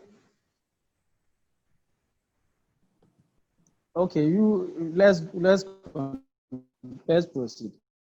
No, okay, after Afisatu, you will come in. We can proceed. We can proceed with yours while. Thank you. Okay, so Afisatu, you can share the presentation with me in the meantime. Afisatu, can you hear me?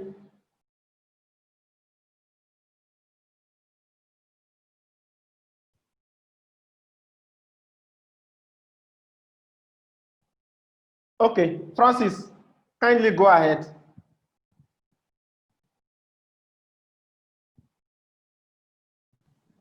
All right. Thank you very much, Mr. Lian. Good morning, everyone. Good morning. Good morning. It's an opportunity given to SELDEP once again to showcase our at the experience and activities that we have done as far as WACSI collaboration is concerned. SILDEP is an organization that is located in Tumu, to be precise, and Upper West as a whole. Our vision is is a literate and a rural population with sustainable income that is comparable to the highest regional average income in the society, where women and children rights are respected. So we are women and children-centered organization per our vision. And our mission is the organization is to promote the welfare of, can you go back to the, welfare of the rural people through gender equality and child rights promotion, language development, adult literacy, translation, and skills development with emphasis on the vulnerable. So that is our mission. The main aim of SILDA is to mitigate rural poverty through language and skills development. So we will ensure that we fight poverty using language and skill development of the people. So our background of this learning event is about, there are actually two. We took two out of the numerous that we do. And we are saying that SILDEP, per our location and where we work, agric and environment protection is very key. So because the Sisala East and West is noted to be a farming communities, and we are one of the highest leading producer of maize in the country. But unfortunately, the activities of rosewood and fertilizer smuggling has been one of the major challenges that we face at the moment. So we took it upon ourselves to fight that canker. And using the experiences that we had with WACSI and other organizations, we were able to mobilize the community people together to fight that problem. Notable amount, one of the challenges was that the merchants, the rosewood merchants that were doing the lesson, though there was ban, it appears they were now trying to set up local factory in the community that they would rather be processing the wood in Tumu Township for us the challenge to take upon ourselves. Then second issue was child marriage, and we were able to rescue a number of child marriages that were happening. So those are the key things that we want to share. So that's just the background of our presentation. So the scope and discretion of the initiative, as I said, the focus on the initiative was to mitigate rural rosewood harvesting and fertilizer smuggling in the Sisala municipality through local initiatives, partnership, and alliance, to stop child marriage, child abuse, gender-based violence, and economic empowerment of the vulnerable through advocacy, local community structure, and self-help. Holding stake and non-stake actors accountable by setting up the agenda. So that's what I just explained. So the objective as relating to what I just talked about is to tackle corruption through rosewood harvesting, fertilizer smuggling, and to improve agri production.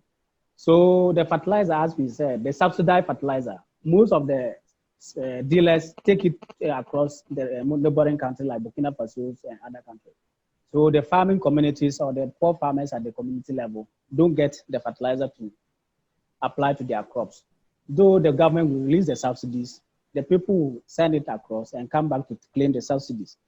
I think last year or so, about more than 4,000 reported cases of fertilizer were smuggled, and 22 trucks of loaded fertilizer were also seized at the regional office in Wahia. So we saw it as a challenge, and we think it was good we fight it.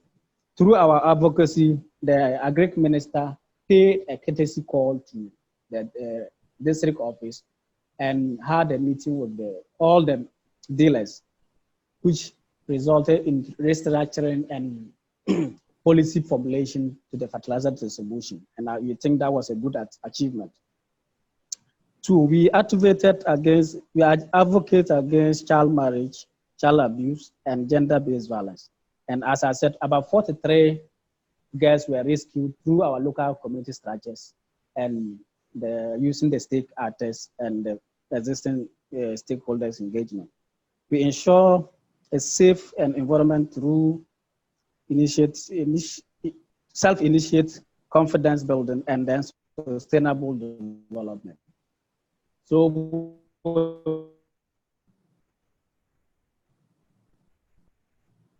with all this, last year, for instance, and this year, there's a tremendous improvement in fertilizer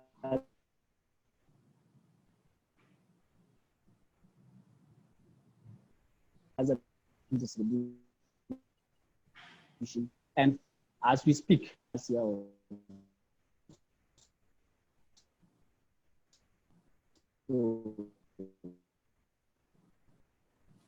Okay, so Francis, I have not recorded any test. Again, our activities also led to the closure of the set factory that was set up. And currently, the factory is not the transfer of 7 staffs that were important wrong things. So what were the tools and approaches? As I said, we involved everybody, all the stakeholders that were. We had review meetings with our partners like Save Ghana.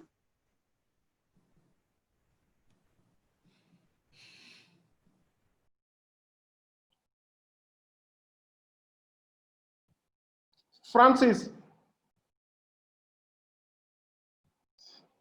we see. It seems he is having internet challenges. Internet challenges. Mm-hmm. Okay, and okay, so we'll move forward to NOSAC.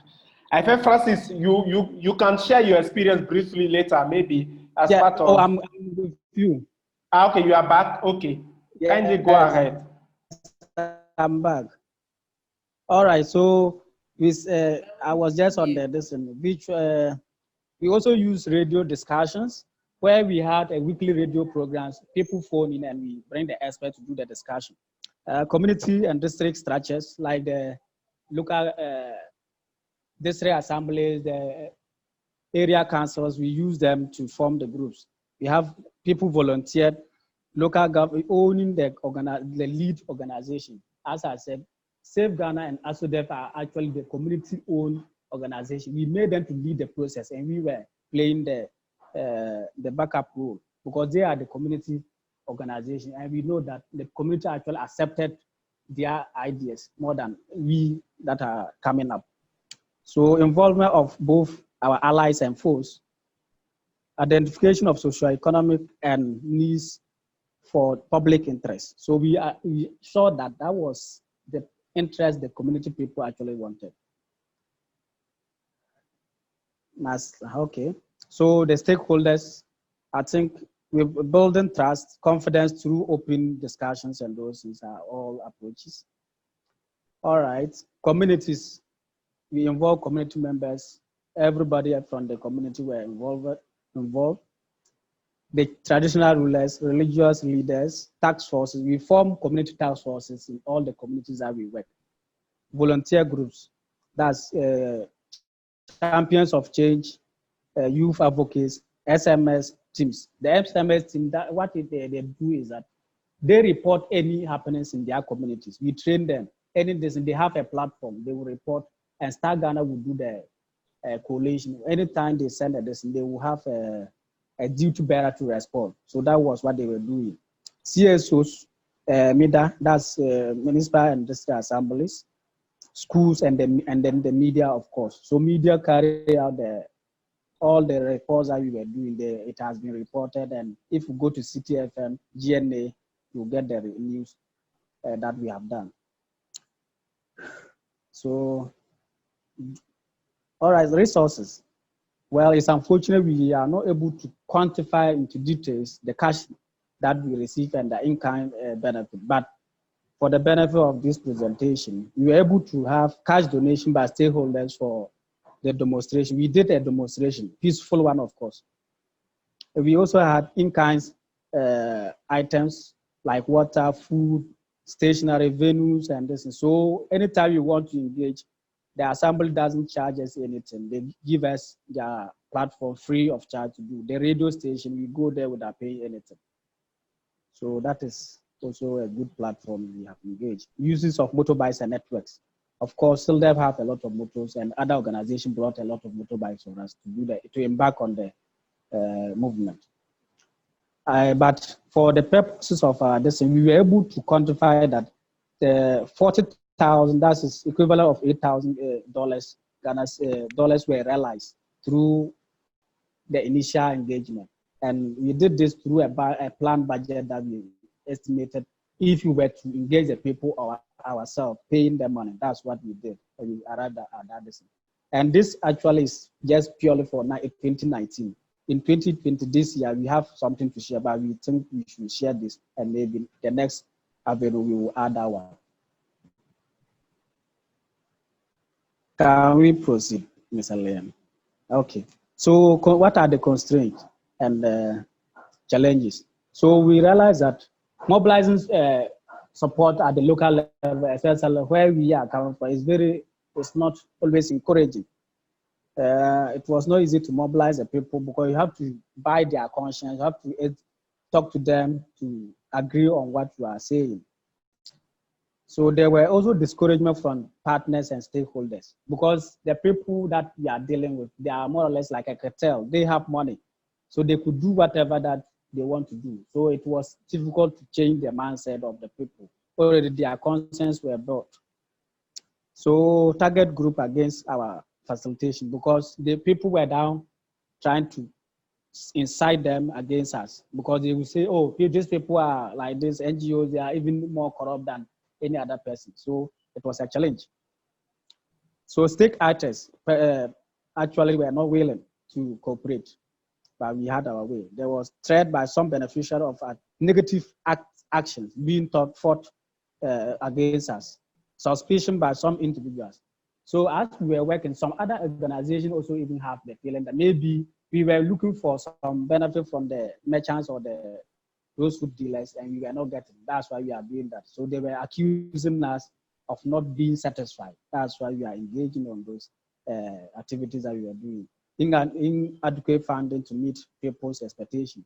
As though we were doing and people were volunteering, there were still pockets of people that were still expecting that we pay them to taking part in the demonstration. And it was a hell because people benefit when the Rosewood people come around to give them money. And you are engaging them and say they shouldn't collect the money. And meanwhile, you are not giving them money. So it was a challenge.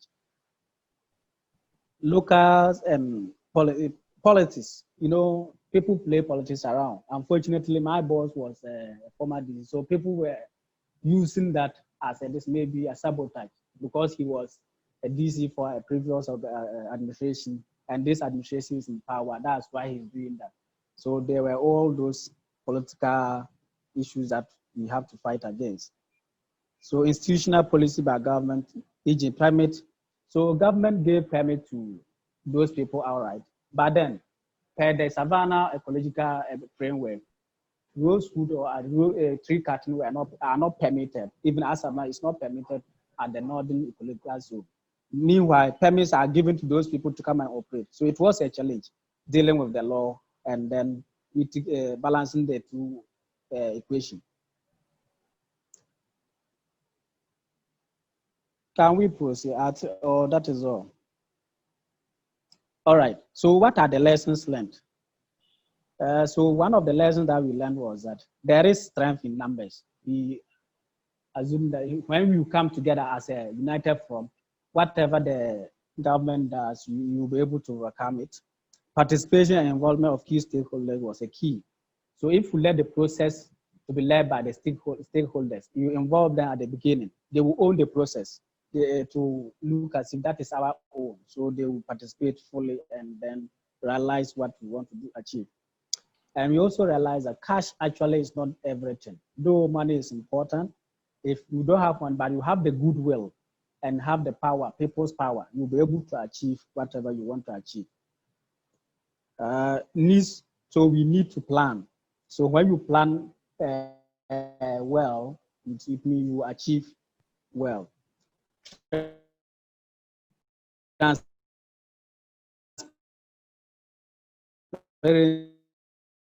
and accountability, the meetings all the time, we update our stakeholders. This is what, this is the progress. This is what we have achieved. This is to them, and that was good. Sustainability and ownership and self-reliance is guaranteed. So we realize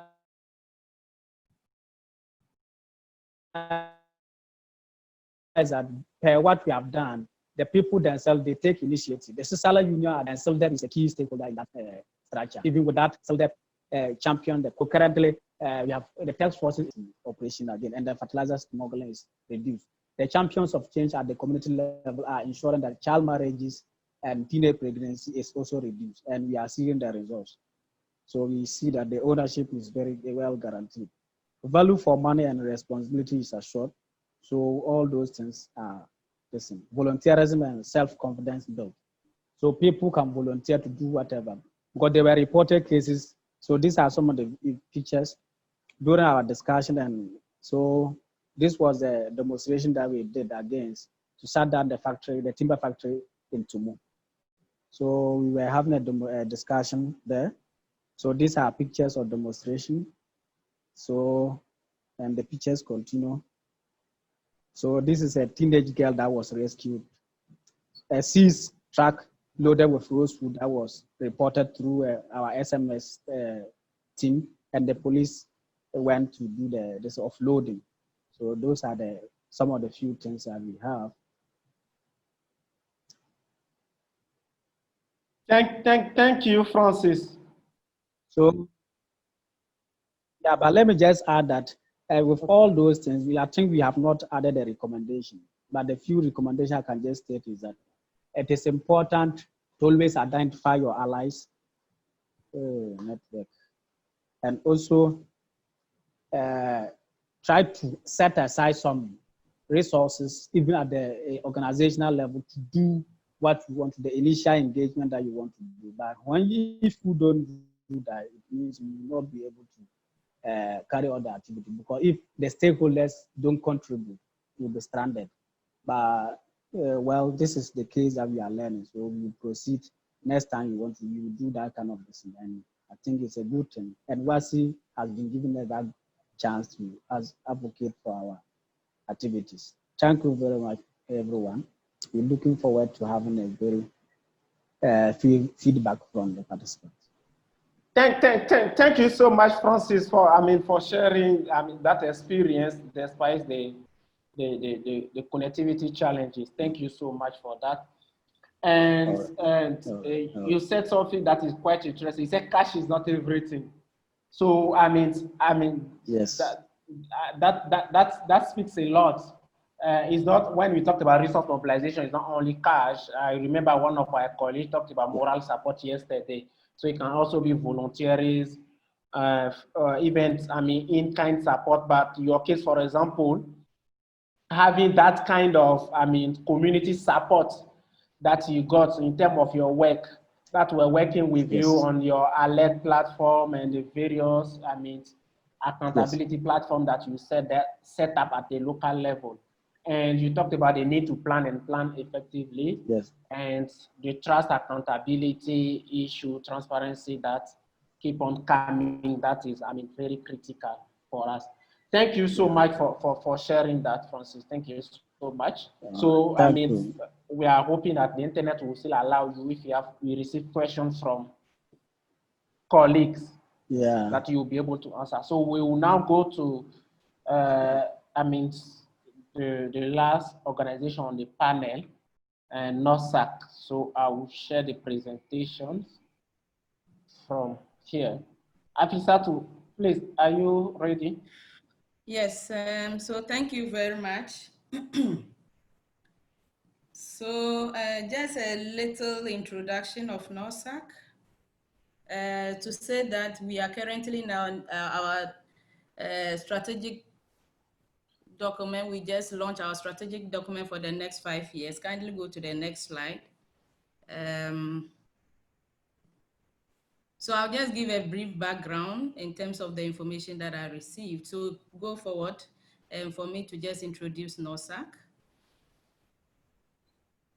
Okay, so currently in our new strategic document, we are described as a pro-marginalized organization, as trying to influence policy and also for social transformation. And we are connected to our constituents. And I just want to say that in our next 5 years, we are going to build more networks, the strengths of more networks, as well as coalitions to demand for their rights. We will still be working in the area of improved economic opportunities, healthcare delivery, better educational outcomes, peace and stable communities, as well as social protection. And just to also say that we are a well-structured organization with a very transparent process in terms of all the work that we do. So just want to say that we are very efficient in terms of accountability as well. We are also very mindful of the policies that we have. No, you can go to the next. And so we do a lot of work towards enhancing the knowledge of staff to work around our social, especially in terms of safeguarding, to move on. In terms of our work, one of the things that we wanted to build as a niche for the organization was to use conferences to also have a visibility, and especially for young people.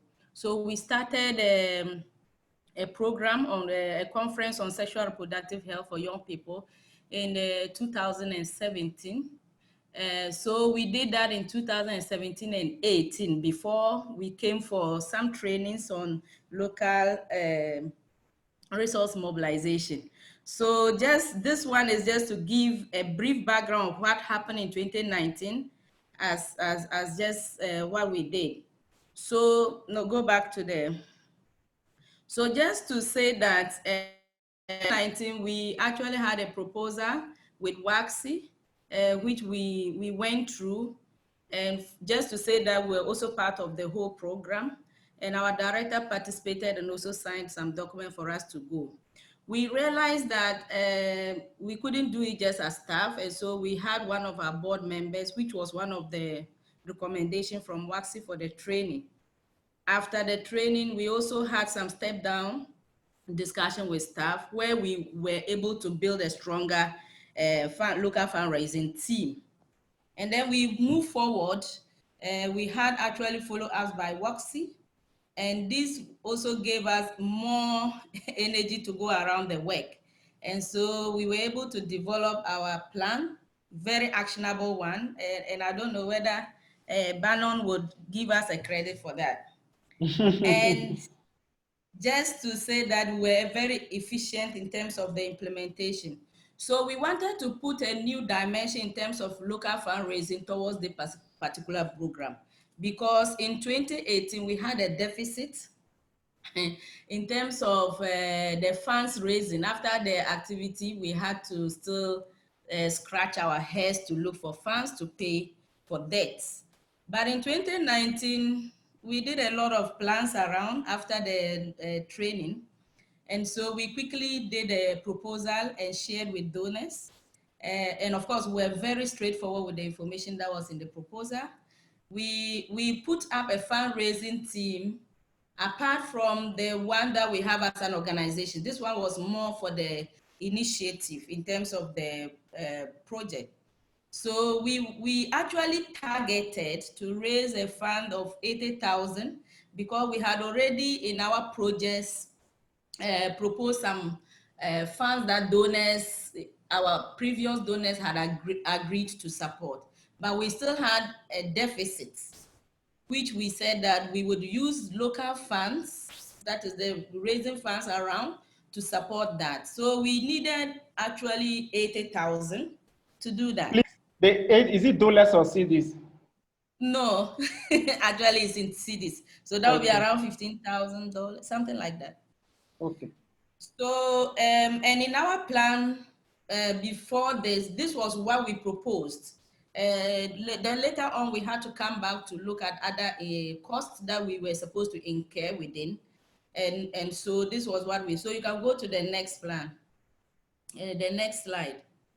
So our objective for this program actually was to get alternative models in terms of fundraising, to especially for our yearly program, and also to have a conscious effort in local fundraising, especially for our organization that is owning the process of the fundraising through a lot of processes.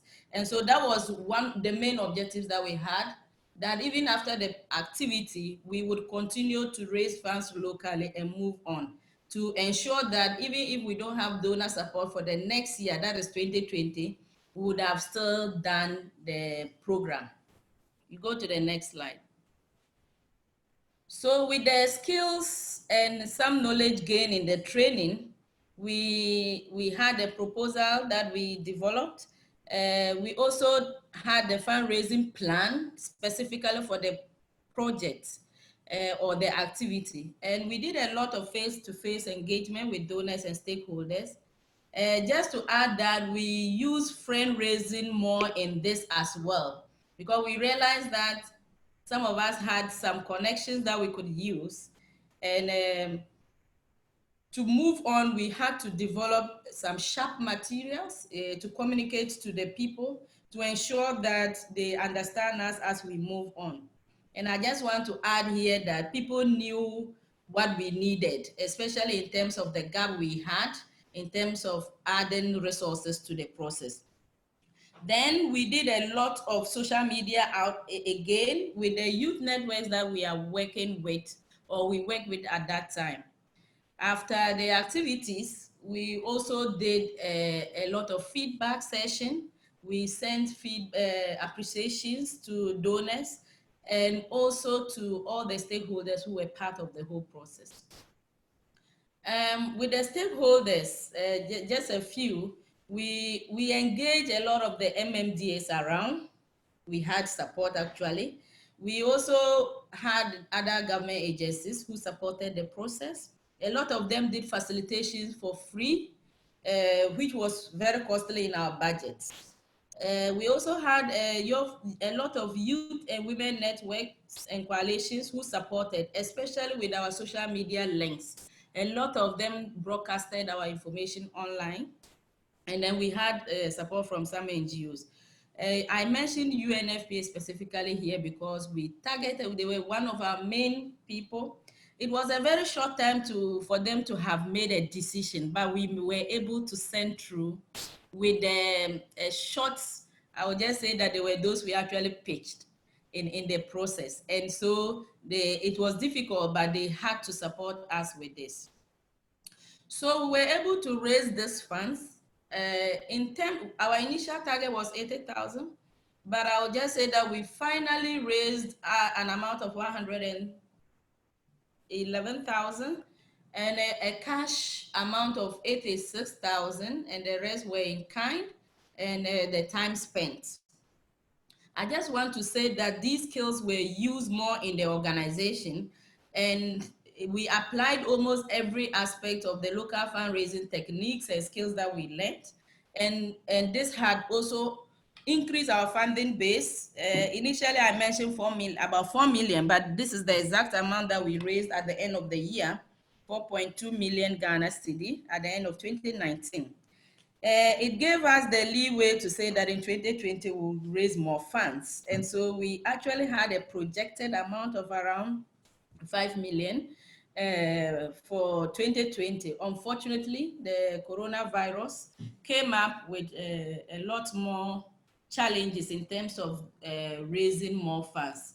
Fortunately, we think that we are still on the ground and we are still within the targets. We may not get more funds, but we can still maintain the 2019 fund. And we are projecting that we would increase our funding base to about 5.5 million in 2021. Yeah, so we have some few challenges. Some challenges. The time to raise the fund was short for many interested groups who actually wanted to support. So just as I mentioned, that for UNFPA, if we had not pushed further, we wouldn't have had that funding. The other organizations complained. We had other farmers who wanted to also support. We had other youth groups who also needed to be part of the whole show, but it was a very short time for us to have gone through this. So in our plan this year, we actually prepared to use 6 months to raise the funds. But unfortunately, we have documents with us, but we couldn't actually share that. So I just want to say that there were other plans we could have done better, especially in using printed materials. What I had more was the use of the leaflets. Just have a page and you are able to say everything there to be able to communicate well. I think we could have done better. And this was something that we wanted to push ahead in 2020. The use of volunteers was not very well structured as one of the learnings that we had. And so we felt that this year we're going to improve on all that to enhance our local fundraising. We have still not left it. We are still engaging. And already we have had some farmer group, I'll just say they say chemical, some agrochemical associations that we engage who are actually interested in it. But unfortunately, we had to cancel the virtual, the face-to-face engagement with the young people this year, and we would be putting more plans for 2021. So I think that this is what I have to just share as an experience, especially doing a one-off activity using the local fundraising skills and techniques that we had from WACSI in 2019. Thank you. Thank you so much, Afisa, for sharing that. I mean, great initiative. And also, I mean, even looking at the amount of fund that you have raised from that initiative. Thank you so much for sharing that. There are a lot of lessons here that will be useful for all of us, especially in the initiative of raising funds. The fact that you involve your board, which is, I mean, management, I mean, at the toppest levels, to get the buy-in of the board. And I mean, one of your board members actually attended the training. And the fact that, but there is something that is quite interesting that we must also emphasize on is that the fact that you have started, I mean, exploring local fundraising, I mean, some years back, you already even have a team, even before coming to the training. So which means that for some of us who are having challenges now, it's normal. I think Nostak also went through those challenges at the beginning. But as years goes on, you, I mean, keep on learning from your experience, you improve what did not work. And that have led you to raise this kind of amount. And you are now much confident to even raise more. And I mean, we really like that kind of confidence. And you said you already have your foot on the ground. So we are hoping that you definitely raise more and also increase your annual budget to the 5 million that you are expecting or you are hoping to reach. Thank you so much for sharing that. Do we have any question for our panelists? I mean, and all those who have shared their experience on the last panel. We heard from Sildeb. Hello. Yes, Christopher, kindly go ahead. Yeah, thank you, Leon.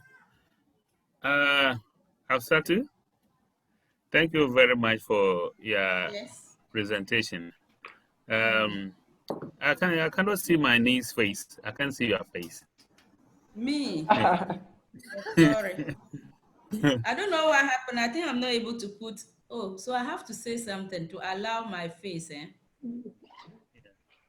Yeah, it's a marvelous job, and I'm impressed with the amount that you have been able to mobilize. But I wanted to be very clear on these. The UNFPA, their source of funding, is it externally motivated or driven or locally mobilized? Because I see that the quantum of money that you have, they have also contributed a lot. Yes. And trying to look at the other possibilities, like either they are getting the money from outside the country, that a donor-driven type of thing. Okay, I want to so be clear on that. yeah, for UNFPA, they receive all their fundings outside the country. But what happens is that, they have a fixed budget. So, and if they don't plan for anything, they cannot channel the funds to that. So when I mentioned that we're able to pitch them, it was like something that they had not even planned. And so we still had to make them believe us that they can still support us with that. So it's not like they had their resources from here, but of course they are in Ghana. So it was like they had a fixed budget and there was no way they could support us in that. But we're able to still convince them to support because they are also youth focused, though it wasn't like they are doing any conference or something of that sort. So I mentioned that because they are more in Ghana. If you look at Unicef and all that, they say that is what they have as funding. And so we didn't go to UNFPA as international, we went to UNFPA in Ghana. So that's why we mentioned that. And for that fund to come out, it's not all that was actually in, they also supported us with some t-shirts and others that are all part of the 50,000. Yeah, I'm saying this because when we were making the presentation, we have other support from outside the country, which we were not able to mention because we are looking at within. In case such people who are outside the country change their policies and they are no longer coming in, what strategies do we have in place to be able to survive locally? I mean, Christopher, very interesting questions. So for us, what we defined as local resources, it also includes partners that are operating the country locally. So, which is the case of the UNFPA that you shared. So, for example, if you recall during the training when we're doing the mapping of various partners, we're looking at also our organization operating in the country. So, those that as part of the stakeholder that we can approach to mobilize the resources. So for us, we consider these partners also as part of the local resource pool of stakeholders that we can approach. Okay. Okay. Thank you. Thank you so much. So now, sir, I still want to see your face. Go ahead and open up. Oh, no, I don't know what is happening to me. I'm not able to share my video. I'll try. I think I'm going to try that. Let me see. Okay. Okay. Yes, I think we'll have the opportunity to see the faces of everyone here on board as part of our last item on the agenda. So do we have any other questions for our colleagues? Those who have presented on the last panel, do you have any question or contributions? Please let us know. Okay, there are also many comments here. Thank you so much for such inspiring initiative. Thank you so much to colleague for sharing your experience, challenge, and success you have made. Nyake also said that she's curious to see Afsa two faces. Okay, we are hoping that she will be able to do that. Maybe let me request from here to start your video. Maybe it will be possible. Ask to start video. So thank you so much, colleagues. For sharing. Your experience, the lesson learned. Especially, we were very keen on that. We as much as possible when we're trying to summarize your presentation, we're trying to share some of the lessons. But for us, is the essence of this session is to pick some of this lesson and principle and apply back in our organizations. And also some of your approach strategy and also challenges. We definitely have to learn from your challenges so that we don't fall in the same challenges or constraints. What we are going to do now, as we are getting to the end of our session, we'll give the floor to each and everyone. We want to hear from you. you share with us in 1 word or 2 words how has been your experience, for attending these 2-day sessions. So I'll mention name here, and you can start unmuting your microphone. I'll mention name and you will share. And I'm seeing here Charles. Charles, please go ahead. Thank you, Leand. For me, it has been an amazing time of learning. I've learned a lot. It's interesting to hear the different initiatives. For me, especially the context of every organization and how they've learned how to mobilize resources, leveraging on their own strengths and really understanding their own communities. So there's a lot I've learned about, especially doing research. Really knowing your context is key before even applying the tools. So thanks to everyone. Thank you so much. Thank you so much, Charles. Kindly put your video on so that we will see you. Christian, is you on the next person on my list here? Kindly go ahead.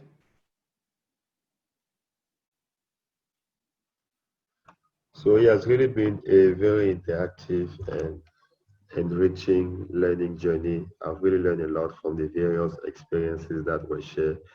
And it really shows that there is a lot of potential. There is a lot that can be done, and we just need to be creative and bold to tap into it.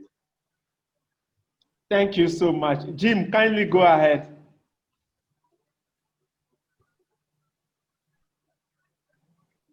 Okay, thank you very much. It's really been a very, very inspiring 2 days. I think for me, one thing that struck my attention was the fact that our different organizations capitalized on different strengths. So there are organizations that leveraged on their board. There are others that focused on crowdfunding because they had previous intents, in countries or contexts that can facilitate crowdfunding support for their organization. So based on the different capacities that we recognize, the different strengths we recognize, we are able to capitalize on that to make sure that we are able to pool additional resources to support our work, which for me is really, really fascinating. And another thing is the questions, that we shared with panelists and the responses really showed that hunger, that exists in this team. And I'm really excited about that, and I've really learned a lot. Thank you all. Thank you. Thank you so much. Christopher, kindly go ahead in one sentence. Thank you, Leon, and everybody. Thank you very much. I think this is a very insightful event that it should not be one day event. It should be periodically organized for us to share. You recall that we mentioned this at the earlier stages, that this is a space for us to learn and share. And it has opened up our thinking as to how far we can go in resource mobilization. We've learned a lot from other people. Yesterday also heard from us. So we wish that it will be a continuous process periodically. Thank you so much, Christopher. The next, okay, Afisa, to kindly go ahead. Now your video is on. I had to change a different web. So I think it's been a good experience, and I think that we continue to learn. I just hope that it's not going to be just this one, so that next year or in the next 6 months, we are able to come back together again. This reminds us, because I remember when WACSI was calling, hello, how far with your plans? Have you done that? And I think that it was putting that on your toe, not just to say that we will not be able to do it without WACSI, but I think that sometimes when we are able to share and learn, it gives us the leverage to learn more. I have taken with me the crowdfunding issue and the faith base to look at. I am sure that we do other things, that we even get resources from the faith base, but we are not even added it as part. So this is something that I am getting out, and so I will get in touch again. And I hope Charles is here. I'm still remembering the actions that he also had during the training. It's a long time that we've met again. Thank you. Thank you, Afisa. Thank you. Better, kindly go ahead. Better than you.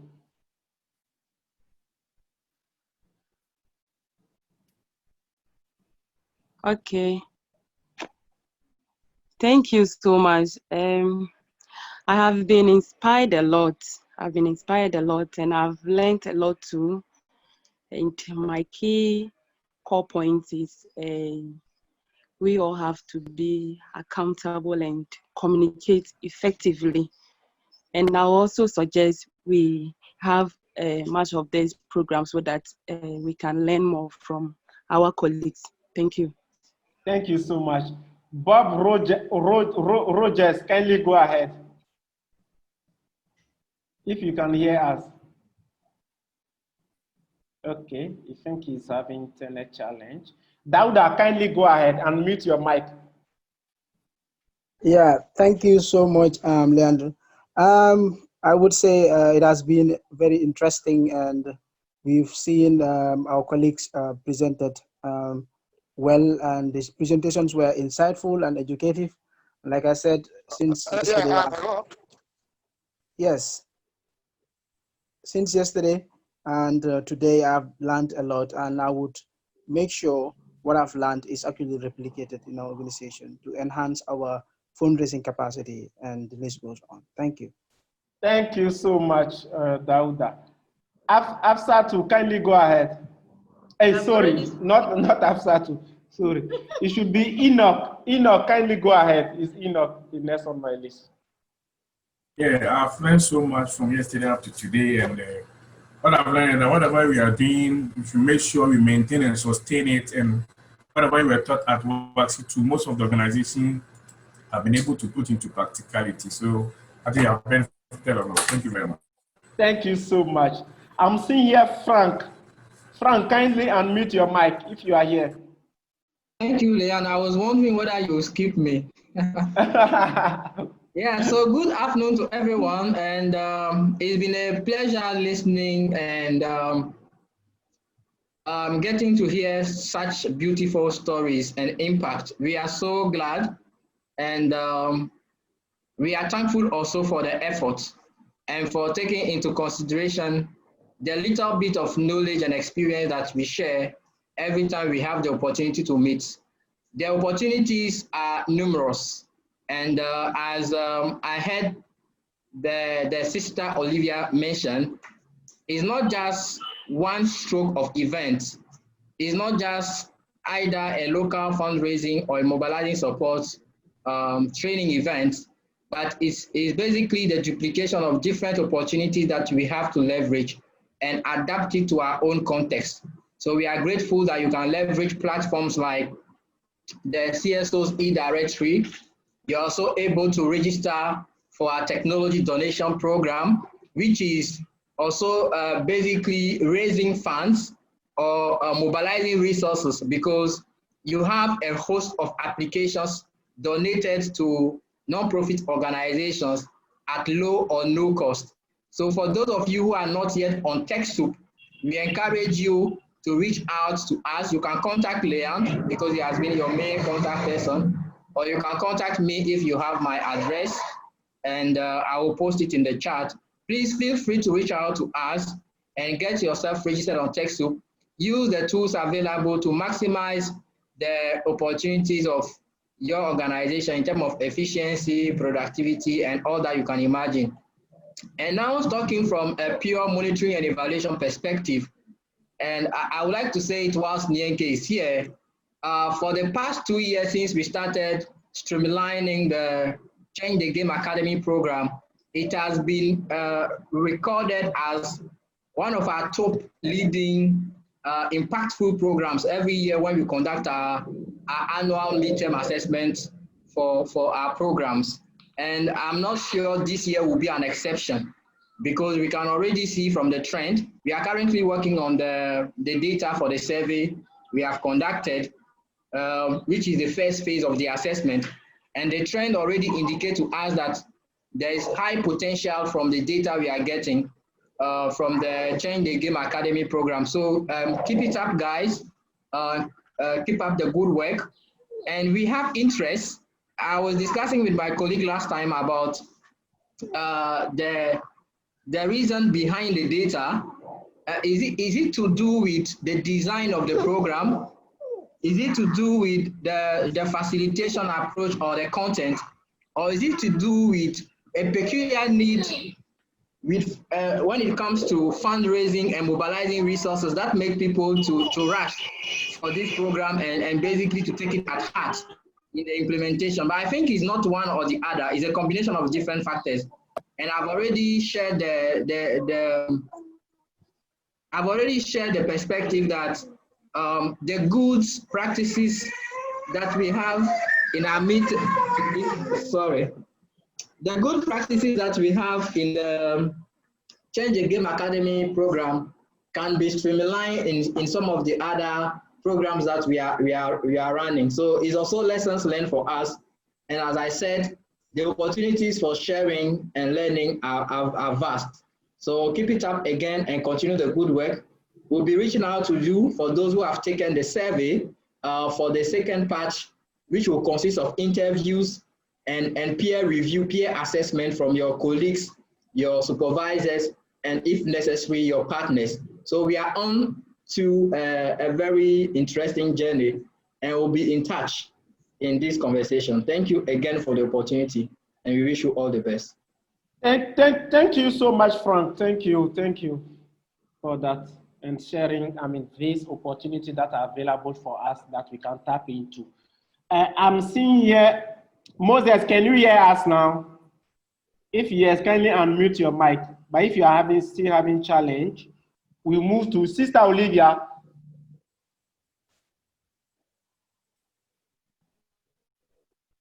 Yeah, good afternoon. I think it's afternoon now. Yes. Good afternoon, everyone. And Leon?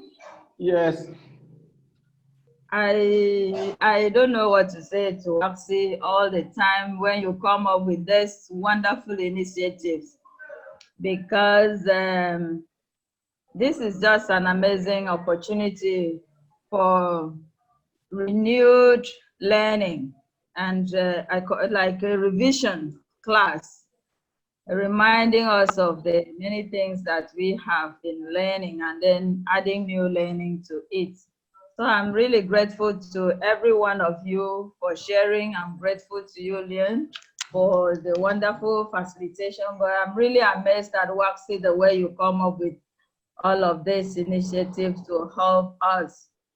And I think that we owe it to you to really live up to the standards, because you put in so much resources to build up the CSO platform in Ghana and in Africa generally. So thank you very much. I put out a question there. It's kind of a puzzle. When we were gathering our funds or our resources, we were wondering about funds from Ghanaians living abroad. Do we include them in local resources that we've mobilized? There are some organizations founded by Ghanaians and they live abroad and they raise fundings and they support our work. Would you also include them? I was just wondering about that. Thank you, sister. Thank you so much for sharing your impression about these 2 days. Yes, for the individual that you receive, individual people who are based abroad in diaspora, that you receive funding from them can be considered as local resources. They fall under individual giving. So they can be considered as local resources. No, not individuals. They have there are organizations. Okay, organization that you receive funding from them. Let me. They are Ghanaians living abroad. Okay, let me find out from colleague who facilitate local fundraising. Like example is Adamfo Ghana. Adamfo Ghana. Charles or Jim, can we consider that as local fundraising?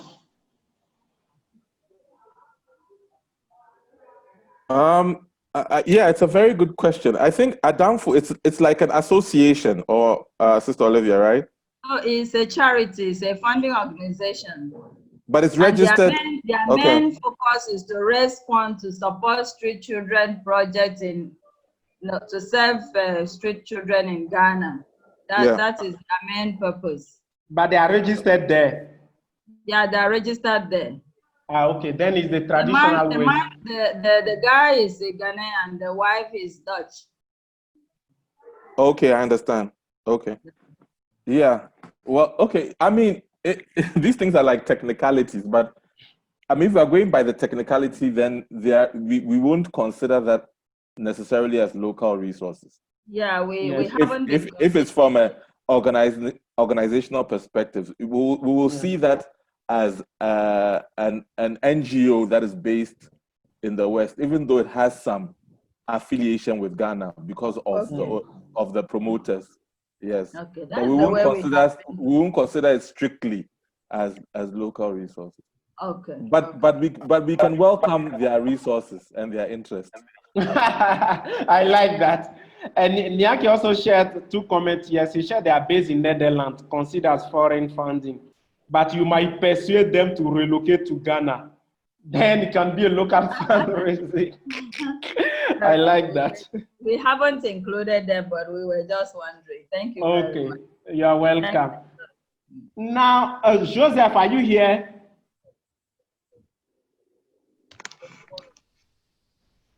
Joseph? No. Okay, Richard, kindly go ahead. Richard. All right, yeah, thank you, and good afternoon to everyone once again. For SAP, I think the whole local resource mobilization, program has been very beneficial. It helps us to sort of structure our fundraising, activity. So today, when we step out, we know exactly what we are going out to do, and we know what we want to achieve.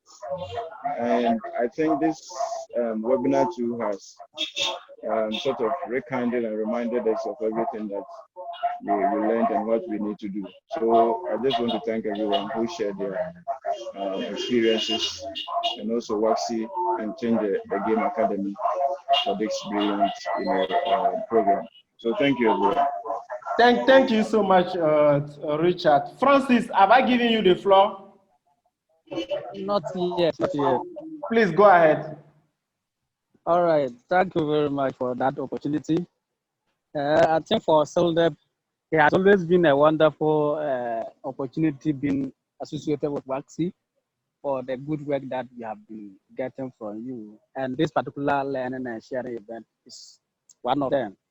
And we have learned a lot from colleagues, and you improve from our work from today, and also try to learn or to implement what we have learned. For the local fundraising, I think there's always a challenge going forward, implementing it, but you look at the modalities to liberate from each other in terms of implementing our ideas. And as my colleagues have been saying, I think it is a good thing going forward. My appeal is that because of the network technicalities, I couldn't participate yesterday. Maybe the next time you'll be meeting, maybe it will be a face-to-face so that you will meet our colleagues. I think some of them are new to us. So thank you very much. Thank you so much. Thank you so much. We have few colleagues, but their name does not appear. It's the phone brand that appear here. I cannot call people by their phone. It's a bit weird. So, if you are there that your internet is good, kindly unmute and speak. If not, we can move to the closing of these sessions. I will give the floor to Nyanke. If you are there that you have not spoken, kindly unmute your mic and do. 1, 2, 3. Okay, so that is fine. So Nyanke, kindly you have the floor.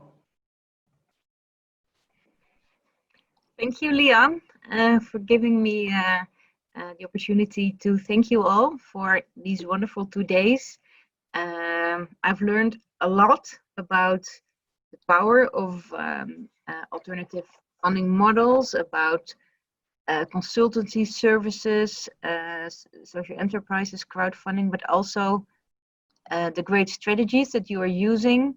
I've heard Berta speak yesterday about media engagement, but also fundraising is a very powerful way to mobilize local funding.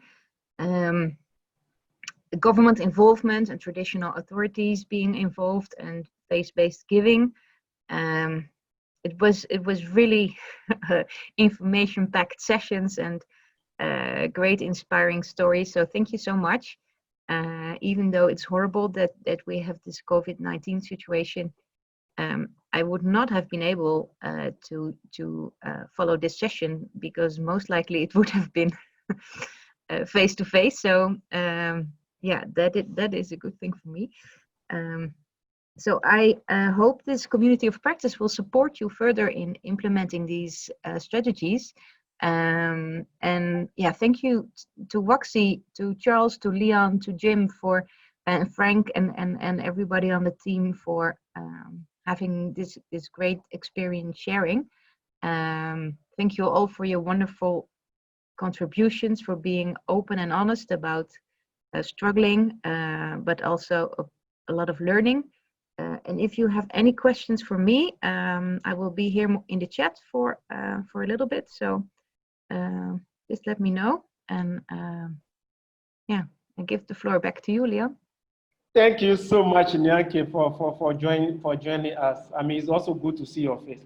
We also miss you here. Oh, I would love to come and visit you again. Yeah.